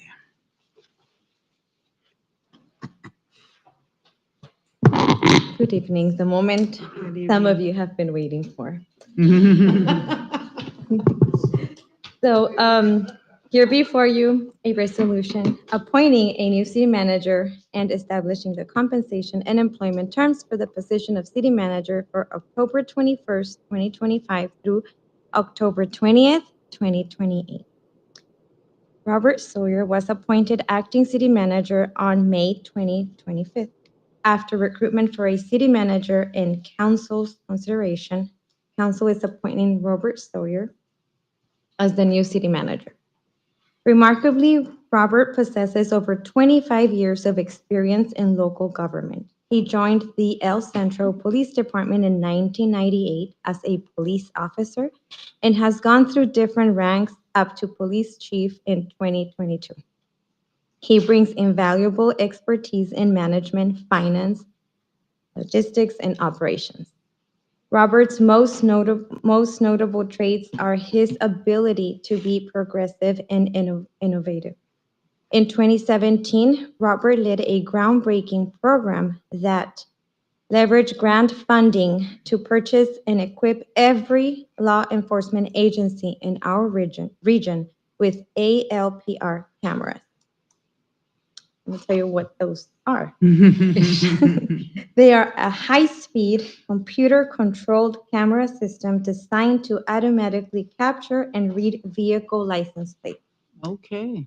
His forward-thinking and innovative approach became an essential tool in solving crimes, locating missing persons, and recovering millions of dollars in stolen vehicles. Robert's vision and firm determination to push for innovation will continue to drive the city of El Centro to shine with opportunity. To conclude, it is recommended that we adopt the resolution of the City Council of the City of El Centro establishing the compensation and employment terms for the position of city manager. Thank you. Questions? All right, may I get a first and a second? I would like to motion. Oh, to and I'll approve second it. the Let's go. resolution. I'm not even gonna let you finish. Thank you. My screen is, Oh, yeah.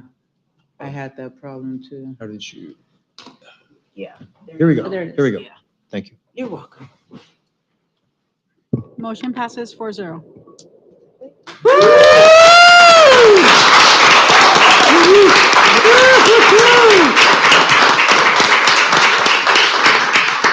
All right, City Manager Sawyer, let me be the first to congratulate you and say welcome aboard.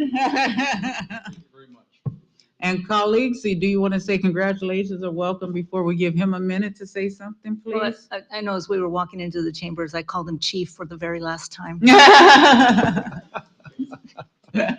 I just want to say it's been a pleasure so far, working with you. Your communication skills are phenomenal, your conflict resolution, and I really respect everything that we have worked together on, and I'm looking forward to continuing that relationship.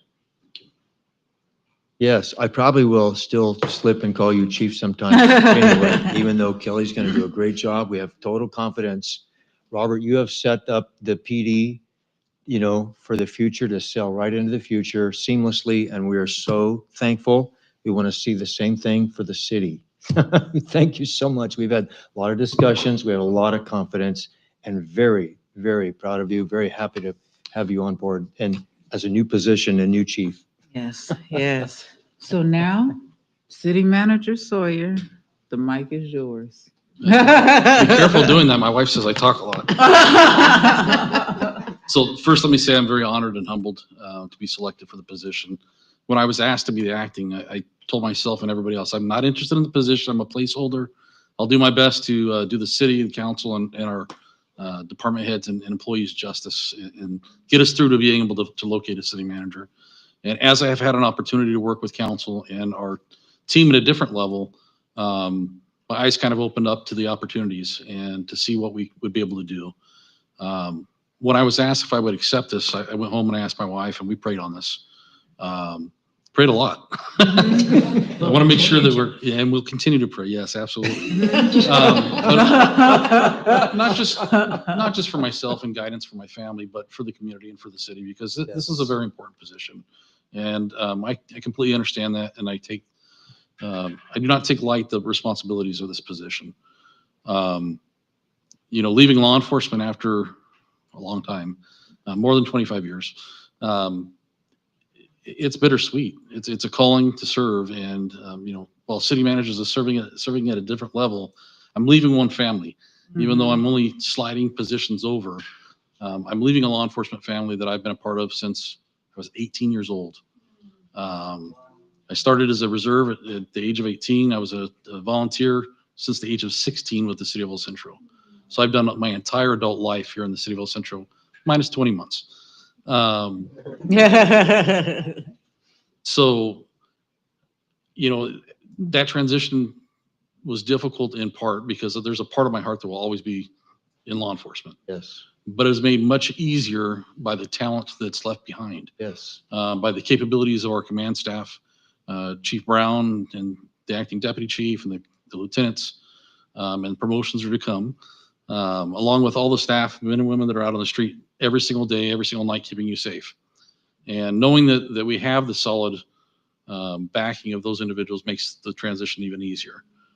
So thank you to all the people at the El Centro Police Department, not just the officers, but our professional staffs, our dispatchers, records clerks, custodians, everybody, because they keep the city running safely 24 hours a day, 7 days a week, without fail. And the other part that I'll mention is I would not have taken this position had it not been for the quality and the caliber of department heads we have in the city. I've said this to you privately, but I want to say it publicly because I believe we have the best department heads, bar none, and our employees in the city. And you heard a little bit about one of our employees tonight, but that can be said about almost every single employee we have in the city. We have just a great group of people. So the success of any city manager is only that of the council and the people that we work with. And I think that I'm in a very good position given our council and given our employees. So thank you for that. I'm excited to work with each of you. I'm excited to work with the department heads. I need to spend a little more time with them, as we've discussed. But I want to see what we can do to expand our service to our citizens. We've had conversations about that, and I'm not going to let the cat out of the bag what that means yet, but we're working towards that. And I'm excited to seek and promote growth, not just in El Centro, but in the county, because it's not just about the city, it's about the entire county. We all have to work together and survive. So with that, I'm going to try to limit my conversation, stop there. Hopefully I made my wife proud and kept it under a couple minutes. But lastly, and certainly not least, thank you to my wife and my family.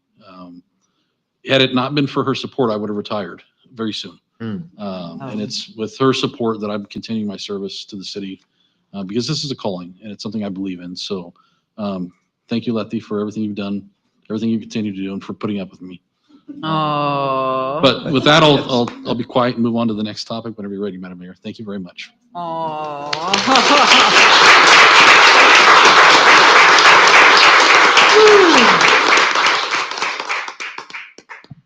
Well, thank you. Thank you. Yes, and to his wife and his family, thank you for lending him Thank to you. us because it's going to acquire a lot of his time.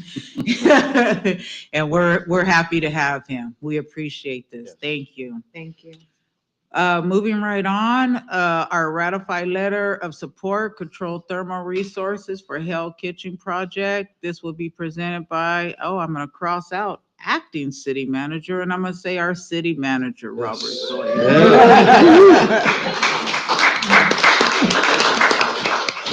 Thank you, Madam Mayor. So what you have before you is a letter of support for controlled thermal resources.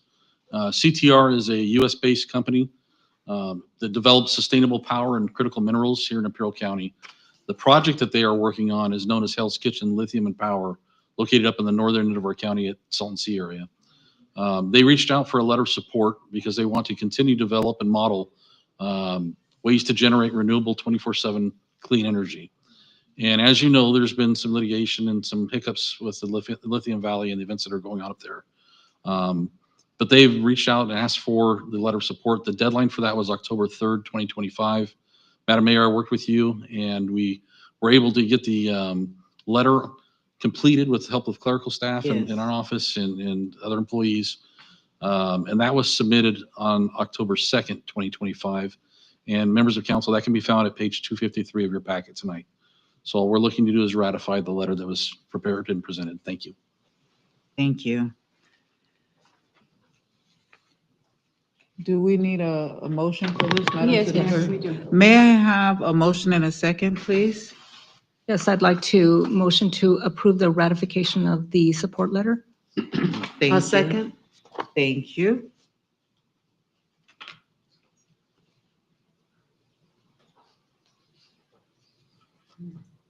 Motion passes 4-0. Thank you. Now, we're gonna move on and discuss any necessary actions regarding the appointments to the Library and Community Service Board. We have 3 scheduled vacancy positions to be filled. The voting members that are asking for reappointment are Betty Tucker, Adrian Lawson, and Matthew Cowie. And we do have individual Carmela Reese, who is interested in taking one of those positions. So now it is open for the council for discussion.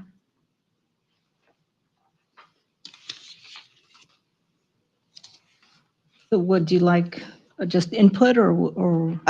Input first, because I know that this has came back to us several times. If, if they would like, or if anybody would like to say why you would, if you would consider all 3 of these, or if you would like to take one out and put Carmela in. We just need to discuss as far as where we want to go as a council. If we have any comments first, if not, then we can go with to see who wants to first or second. So I'd like to, just state that I serve on the Friends of El Centro Community Foundation with Mrs. Betty Tucker and Adrian Lawson. And I know that these 2 ladies are extremely dedicated to their community. I know that they are involved with many other organizations and provide volunteer service, to those organizations. And, I think that they will continue to not only advocate for, the city, but also provide and dedicate themselves to serving and continue serving our community. And I would recommend that we reappoint both of those ladies to the board. Thank you. Anybody else have any comments?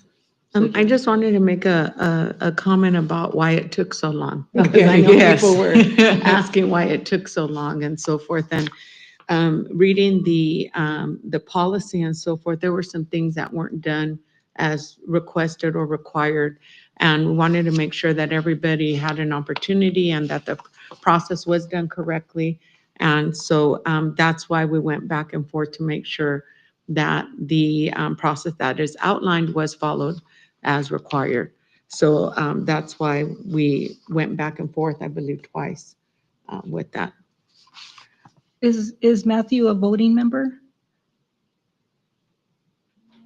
Yes, all three are voting Yes, members. yes, okay. Yes. So yes, and, and I too, I know that Matthew also is, I wasn't sure if he was a voting member or not, but I know that he too is a servant of our communities and, both he and his wife, are very involved with not only the city of El Centro, but the Chamber of Commerce, and they support, the business community, and they advocate for the business community as well. And I know that, he would continue to be a very good servant, Yeah, for our I our board as agree. I well. agree about Yeah. all three. What you said is phenomenal. You're absolutely correct. I know they're, all of them, how they serve, and the community's always been first to them. So I agree. If we don't have, any more discussion, I would, say a reappointment for the three. I give a motion. May I have a second? And I will second that motion, please. Before we vote, I'd just like to say that these are volunteer positions. They get nothing. They volunteer their time. These committees are very important for You are people to get correct. down into the weeds and try and settle things. The department heads sit in, and this is community involvement. It's very important. We're very Mhm. thankful to have qualified people from the community to volunteer and get involved, because it's really involves grassroots, and it helps the city move forward in a good direction. Strongly agree. Thank you. Mayor Pro Tem Allen, I need your vote. Motion passes 4-0. Thank you. Now we will move on to discuss any necessary action regarding the appointment to the Imperial Valley Housing Authority Board to fill one vacancy. The following individual would like to be considered for reappointment: Michael Minix. And the following individual would like to be considered for appointment, and that would be Carmela Reese. This is up for discussion. If you have any discussion or a nomination, this would be your time. The floor is open. I would like to state, I've looked at both applications, and as stated in other vacancies and so forth, I think it's important that we give people an opportunity who want to serve that opportunity to come in with some freshness and some new views. Mr. Minix, I'm very grateful for his service, a long history of service to not only our children in the school district, but to our city as well. But I would like to point out he is also on another committee. So that's two committees that the same individual sits on. Carmela Reese has, this is for the Housing Authority Board. Carmela Reese comes in with experience in housing for former foster youth, homeless, and so forth, and her experience with the Homeless Task Force and Imperial Valley Continuum of Care. I believe that that would be beneficial to this board, and at the same time, being able to continue to have Mr. Minix knowledge and expertise on the other board that he's also appointed to. So my recommendation would be Ms. Carmela Reese for this position. Thank you. And I share the sentiment. So I would also recommend Mrs. Carmela Reese to fill the vacancy on the Housing Authority Board. Okay, thank you. I also would like to thank Mr. Minix for his many, many, many years of service. None of us are getting younger, and for him to be on the other board is, I think, commendable for him. But we do really want to, I want to thank you, Claudia, for reading her. Well, we've all read her application, and she is very qualified. We're looking forward to her new expertise in these and on this board that I think would be particularly well fit. So I would also recommend Carmela Ruiz.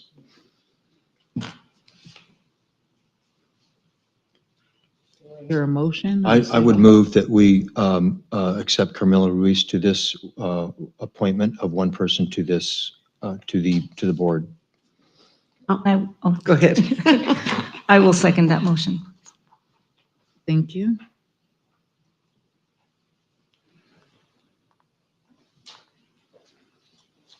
Motion passes 4-0. And with that being said, I do want to thank Mr. Minix, who is always a Yes. servant. He serves in the community, and he is still part of one of our teams, and we appreciate that.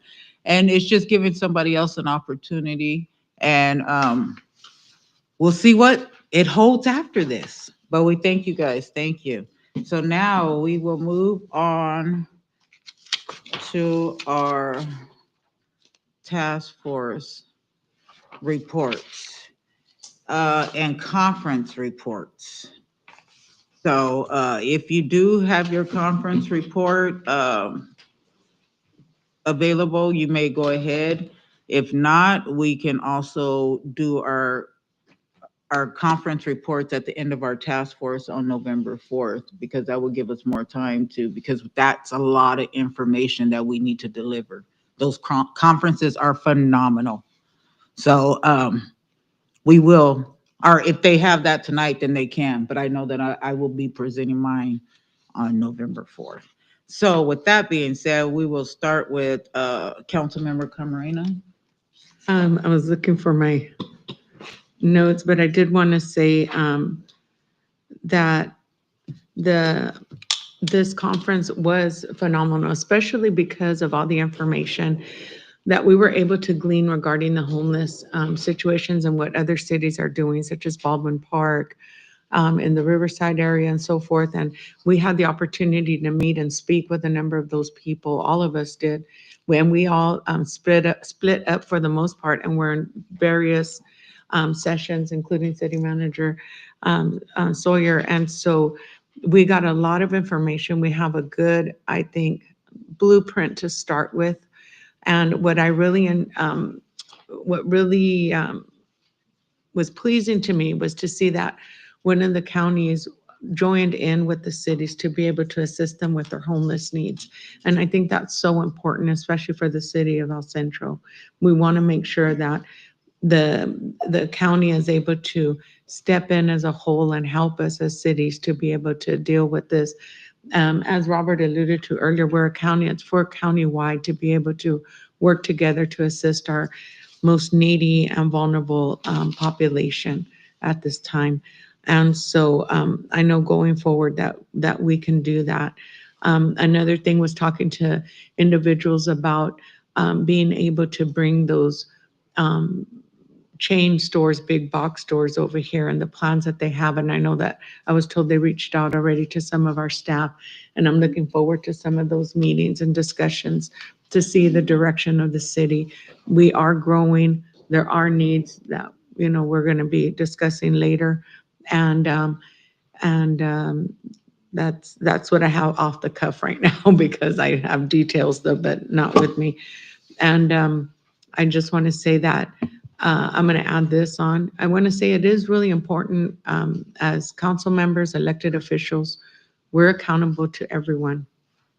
Everyone who comes to public comment to speak and everyone who calls us has a right to hold us accountable. And I don't mind that, because that's part of what we're bound to here. But what I don't like is misinformation. And there's always one, there's a proverb I go by that says, the first one who pleads his case seems right until the other one comes and gives their portion. And I think it's always important to be able to provide that. And I try to live by that myself, but to be able to stand and say that there's a willful mismanagement of funds as far as travel, I would challenge that. And we're only allotted a certain amount per year. And once that allotment is gone, it's gone. And we choose how we're going to use it. So I would state that I welcome anybody to come and have a one-on-one, because it's difficult at a public comment session not to be able to address it to the point that I think people would be satisfied. But I am very available. I love to meet with people face to face and be able to have that conversation without any intimidation on either part, and hold myself accountable to people. And I know I speak the same. The same could be said for all my colleagues. And we do the same with the budget. When I say no to a budget, it's because there's concerns. The last budget was brought on, and I held it up, if I remember correctly, and said, was that thick? And we didn't have an opportunity to really be able to look at it. And I do not regret my vote, because I want to make sure that there is the ability to give, the prior council had requested the compensation study. We want to implement it because everybody deserves to have a fair living wage, especially in the light of what's happening right now, inflation-wise and so forth. But there also comes a point where you have to make sure that you're able to sustain it. And so that's where I'm at right now. So that's all I wanted to say. Thank you. Thank you. Councilmember Marroquin? So aside from the Cal Cities Conference, I also attended the California Joint Powers Insurance Authority Conference the week before that. For the public that doesn't know, that is the risk management company that insures the city. And so as the council member, I was a representative for the city there. Attended various sessions, along with sessions on homelessness and how other cities and areas within Southern California are curbing, the issue. But one thing that really stood out to me on the last day of the conference, they had a conversation with a city council member from the city of Los Angeles. She represents the district that oversees the Pacific Palisades. And so she was boots on the ground during the fires last January. And, what stood out to me was, the fact that she was, right in there with, along with all of the, the first responders, and they're available to listen to the constituents that she represents. And even though it was a catastrophic event, and I know that she stressed, how devastating it was for the residents of that area. One thing that she really advocated for was to tell the residents what they needed to know, not what they wanted to hear. And so, to keep them, safe, and to keep them, moving forward, and help them, direct them, to find the resources that they need in order to overcome the devastation that they had experienced. So that was a very interesting conversation that she had with the moderator. The League of Cities, conference, I think some of us attended some of the same sessions, but we also had, sessions on ethics. The presenter had some very interesting situations that he presented to us that other council members throughout other cities, throughout the state of California, it's not just within Southern California, became involved in, and what the consequences were of their actions. Other sessions that we attended had to do with pursuing grant funding for projects, and so we were taking notes on the different types of sources that the city can tap into. And let's see, I'm looking at my schedule here because one of the other things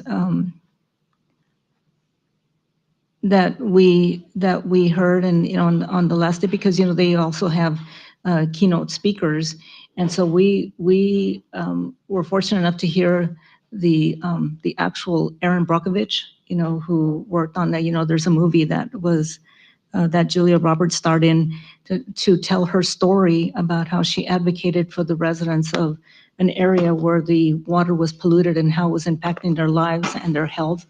And so she's now become a renowned speaker and advocating for causes such as what was highlighted in the movie. And so that one was, it was inspirational because, she went on to help other communities as well. So, and, aside from the conferences, my gosh, we've had a boatload of activities recently. The open house at the fire department, Chief Bernal, thank you for hosting such a wonderful event for not just the community, but, for the children. The children were the ones that I think enjoyed the most. We also had the floating pumpkin patch at the Aquatic Center, and Rebecca and her team always, oh my gosh, they really bring the community out, and I know that that's one of the more popular events. And, just, we also have, so many others that are coming up. I know that this Friday we have our trunk or treat at Stark Field, so I know that the mayor will probably remind the community to come out and celebrate with us. So, and something that I would like to also share that for the November the 4th meeting, I will not be attending because I've been asked to speak at a symposium at UCSD that is designed for pharmaceutical companies, doctors, and, all of those that are involved in research when it has to come to clinical trials. Because if you know my story, I was diagnosed with stage 4 kidney cancer back in 21, and I was a participant in a clinical trial. And as you can see, it was very successful because I'm now cancer-free today. And they've asked me to be a speaker about and share my experience and what worked and what didn't work throughout the clinical trial process, and advocate, for more people to, step up to the plate and participate in clinical trials, because without that research, we cannot find a cure to, the cancer that is within many people. And so, I just wanted to share that with you.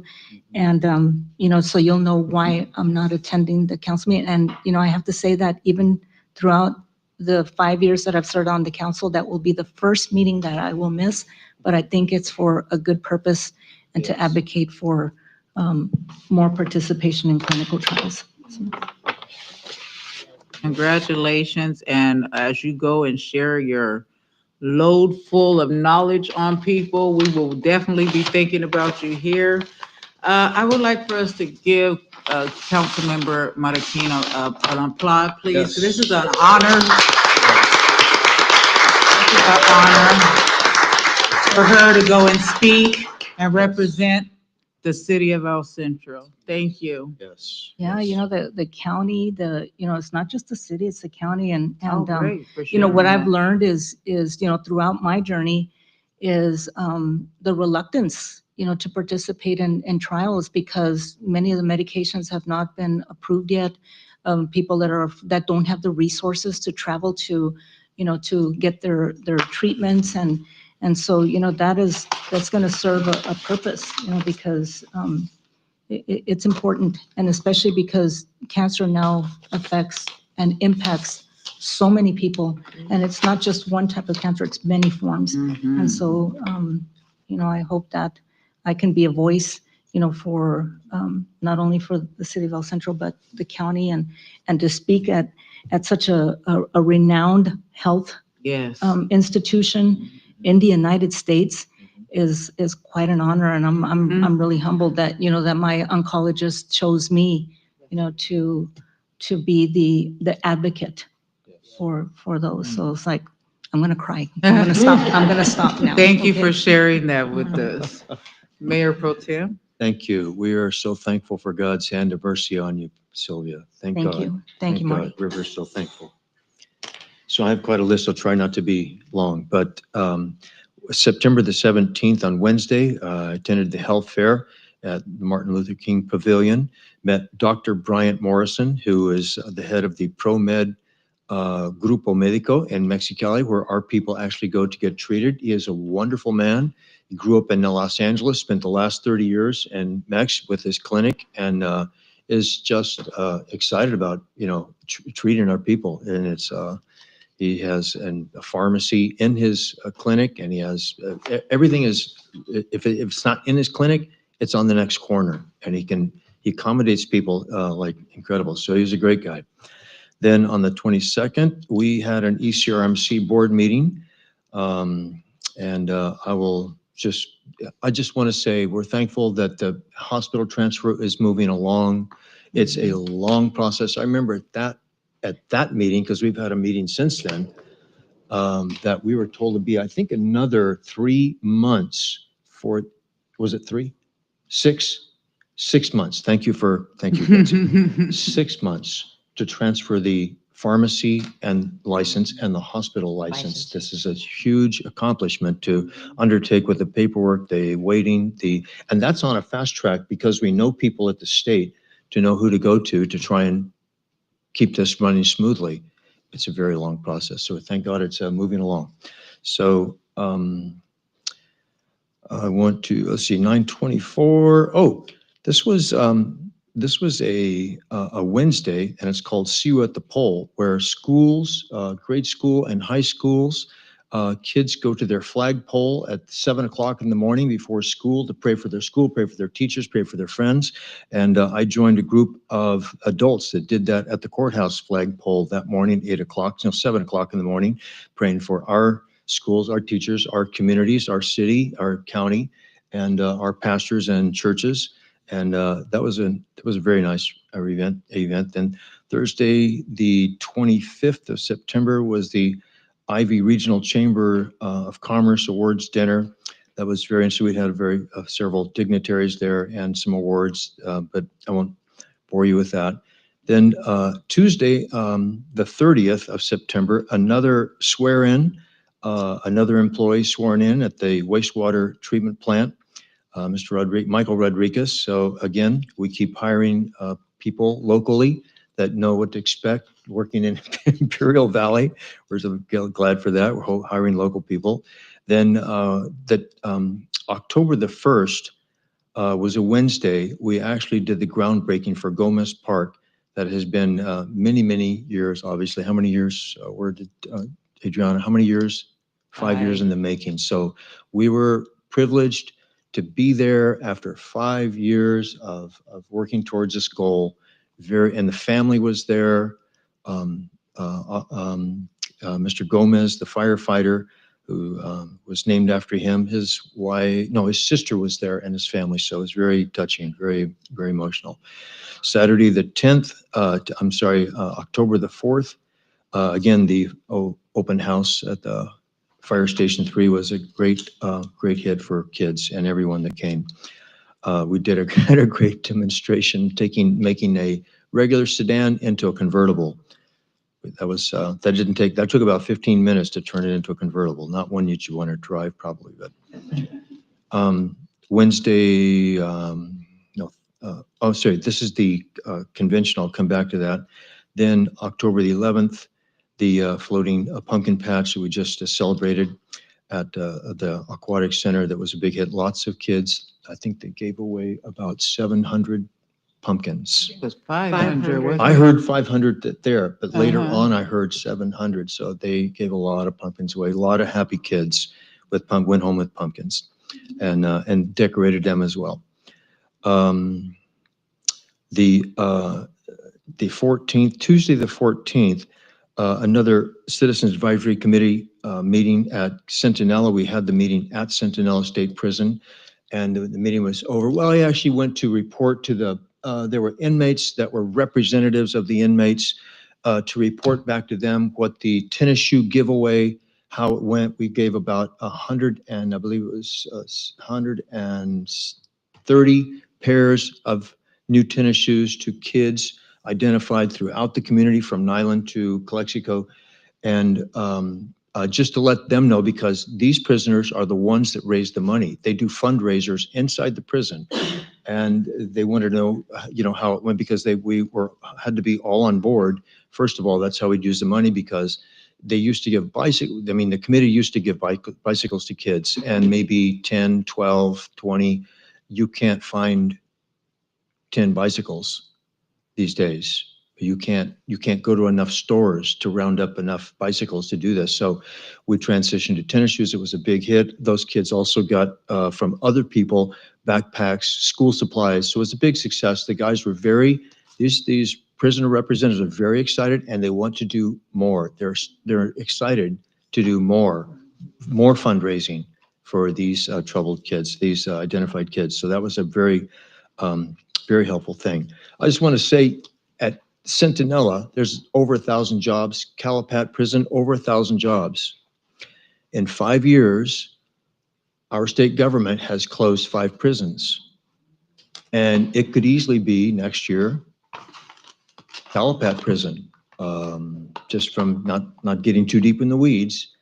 But this is something troubling about California finances, California priorities, turning prisoners loose and shutting down the prisons, and 1,000 jobs just evaporate. That's very, very troubling for us. So I feel like we need to really, it's not just for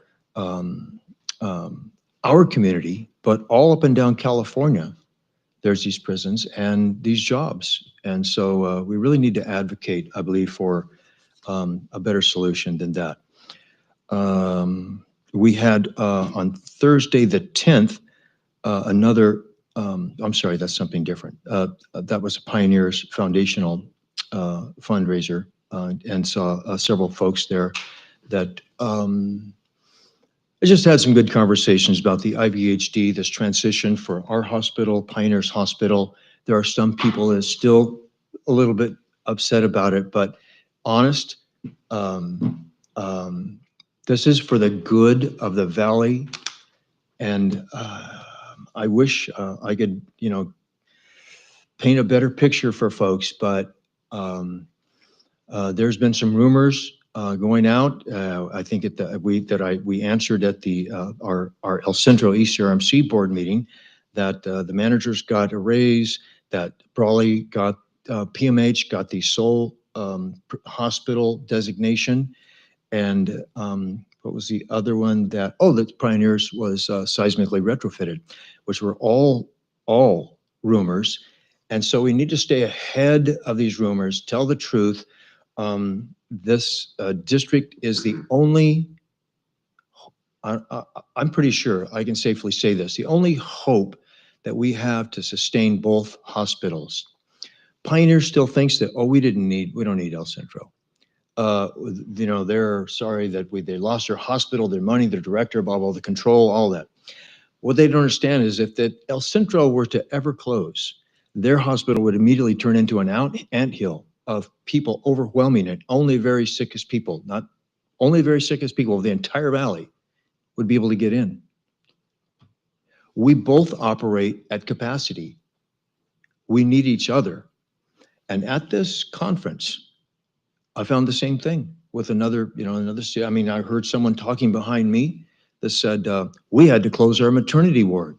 And I turned around, spun around and said, well, where are you from? What hospital? Blah, blah, blah. So rural hospitals are struggling all up and down the state of California. Let me just close with this.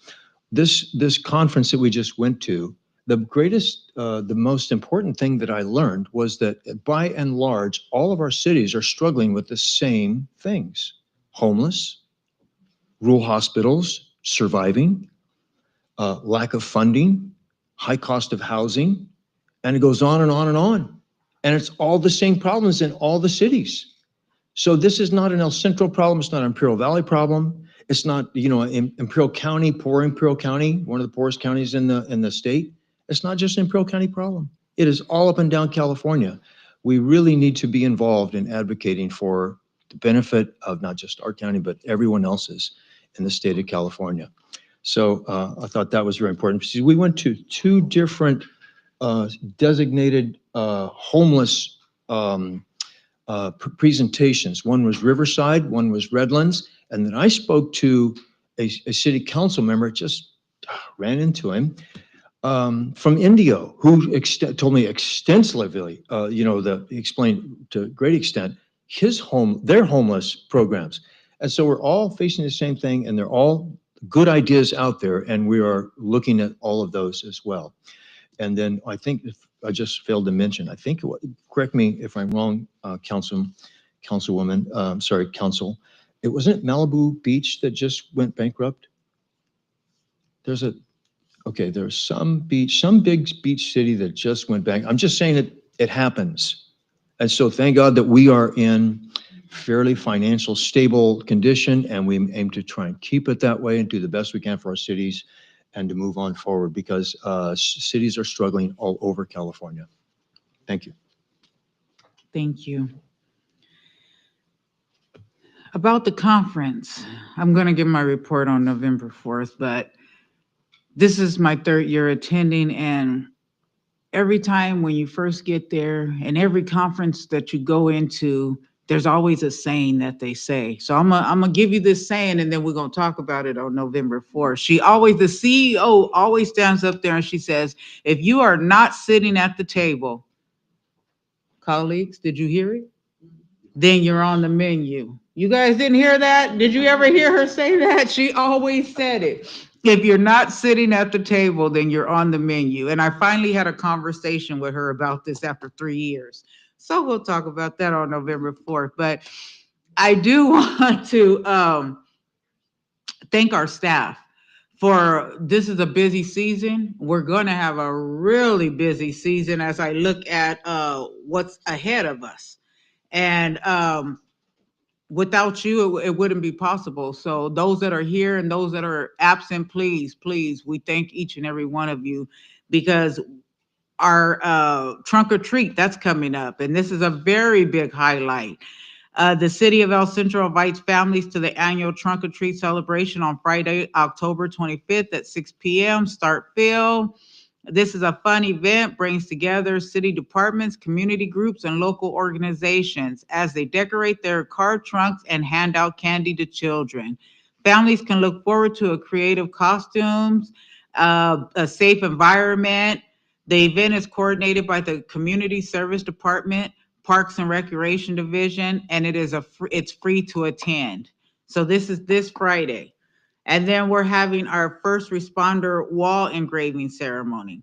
The city of El Centro will host its third annual First Responders Wall engraving ceremony on Saturday, October 26th at 9 a.m.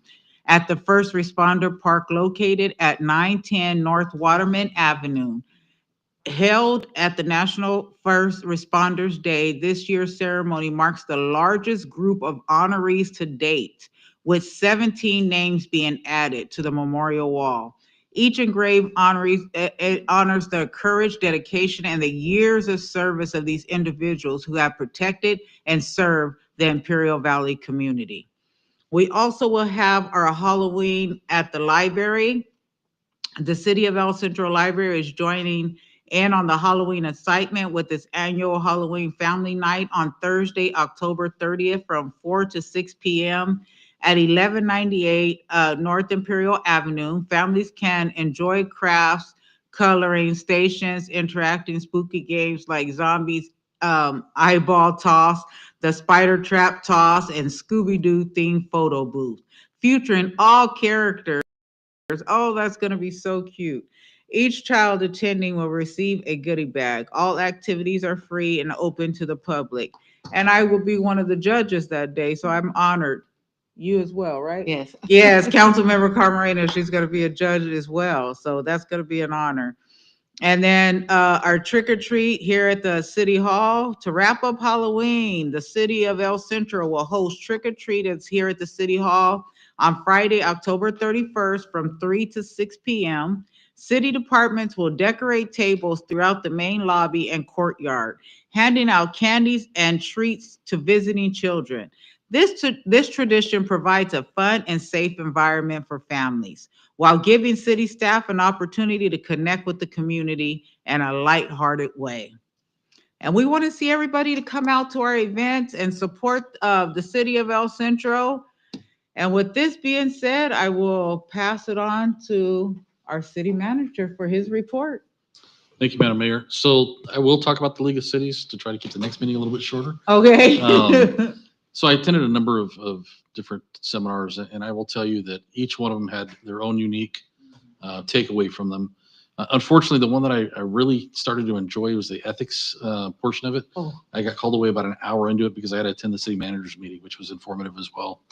But I attended all the general sessions, communications during disasters, which talked about the fires that took place and the need to get the information out to the public in the manner in which they did. But it's also by Cal OES and several of the cities that were involved.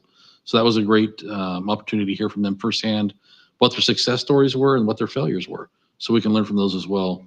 I attended other sessions on local sales tax measures, San Diego Imperial County Regional Reception by Cal Cities, how to reduce homelessness through strategy and collaboration, and the attending of the sessions is one thing, but the networking that goes along with it, as you all know, is really what you can take away from it.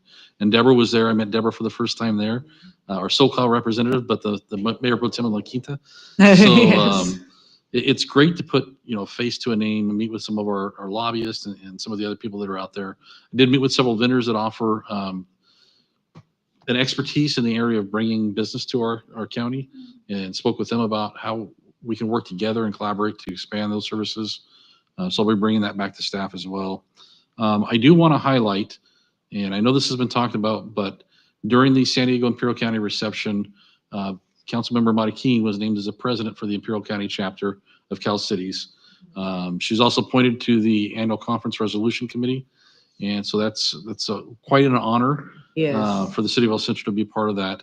One of the nice things about this is, even though you're going to Long Beach and we're meeting with thousands of people from all over the state, we had a great time. I think all of us got an opportunity to enjoy time with fellow cities from here in Imperial County. We spent a lot of time with the city of Imperial, Calexico, Brawley, Westmoreland, Calapat. And I will tell you that being able to talk to them away from work and get some of their undivided attention when you're out of town, it goes a long ways. It also gave me an opportunity to kind of poke fun at Brawley, because we will win the bell this year. Come on. Can you say that again, please? Just speaking facts, Central will bring home Come the bell. on. Yes, we're bringing it home. And yes, you can quote me on that. I hope Brawley's watching. I have no doubt on that. But the last thing that I wanted to say, you mentioned all of the events. We have a great amount of events that happen in our community, put on by staff, and I want to thank staff for their dedication and service for that. Yes. But I also want to thank the city attorney. She's worked very closely with me during my tenure as the acting city manager. She's been a wealth of information and extremely helpful. So with that, thank you, Betsy, very much for all of your assistance. You would help. I bought you a drink. We weren't going to talk about that. From the city clerk and Marisol sitting here, to everybody on the audience, and more importantly, the men and women that are out serving us tonight to keep us safe, Yes. to provide medical services and police services, and then the men and women that provide customer service at our counter. We've had a number of issues with billing from the water department recently. Yes. And our finance department has been nonstop working to address that issue. We have a phenomenal group of people. So if you're a member of the public, please bear with us. We're aware of the issues. We're working on that, and we will bring something back to remedy that. In the meantime, we are relieving any type of late fees or anything like that that's been a result of the late billing that's taken place. And with that, that's all I have to say. Thank you very much for the honor and the privilege of serving with you, and I look forward to great things to come. Thank you. Thank you. We appreciate that. And with that being said, we want everybody to enjoy, be safe, be safe, be safe. We will see you at these events. And with that, this meeting is adjourned.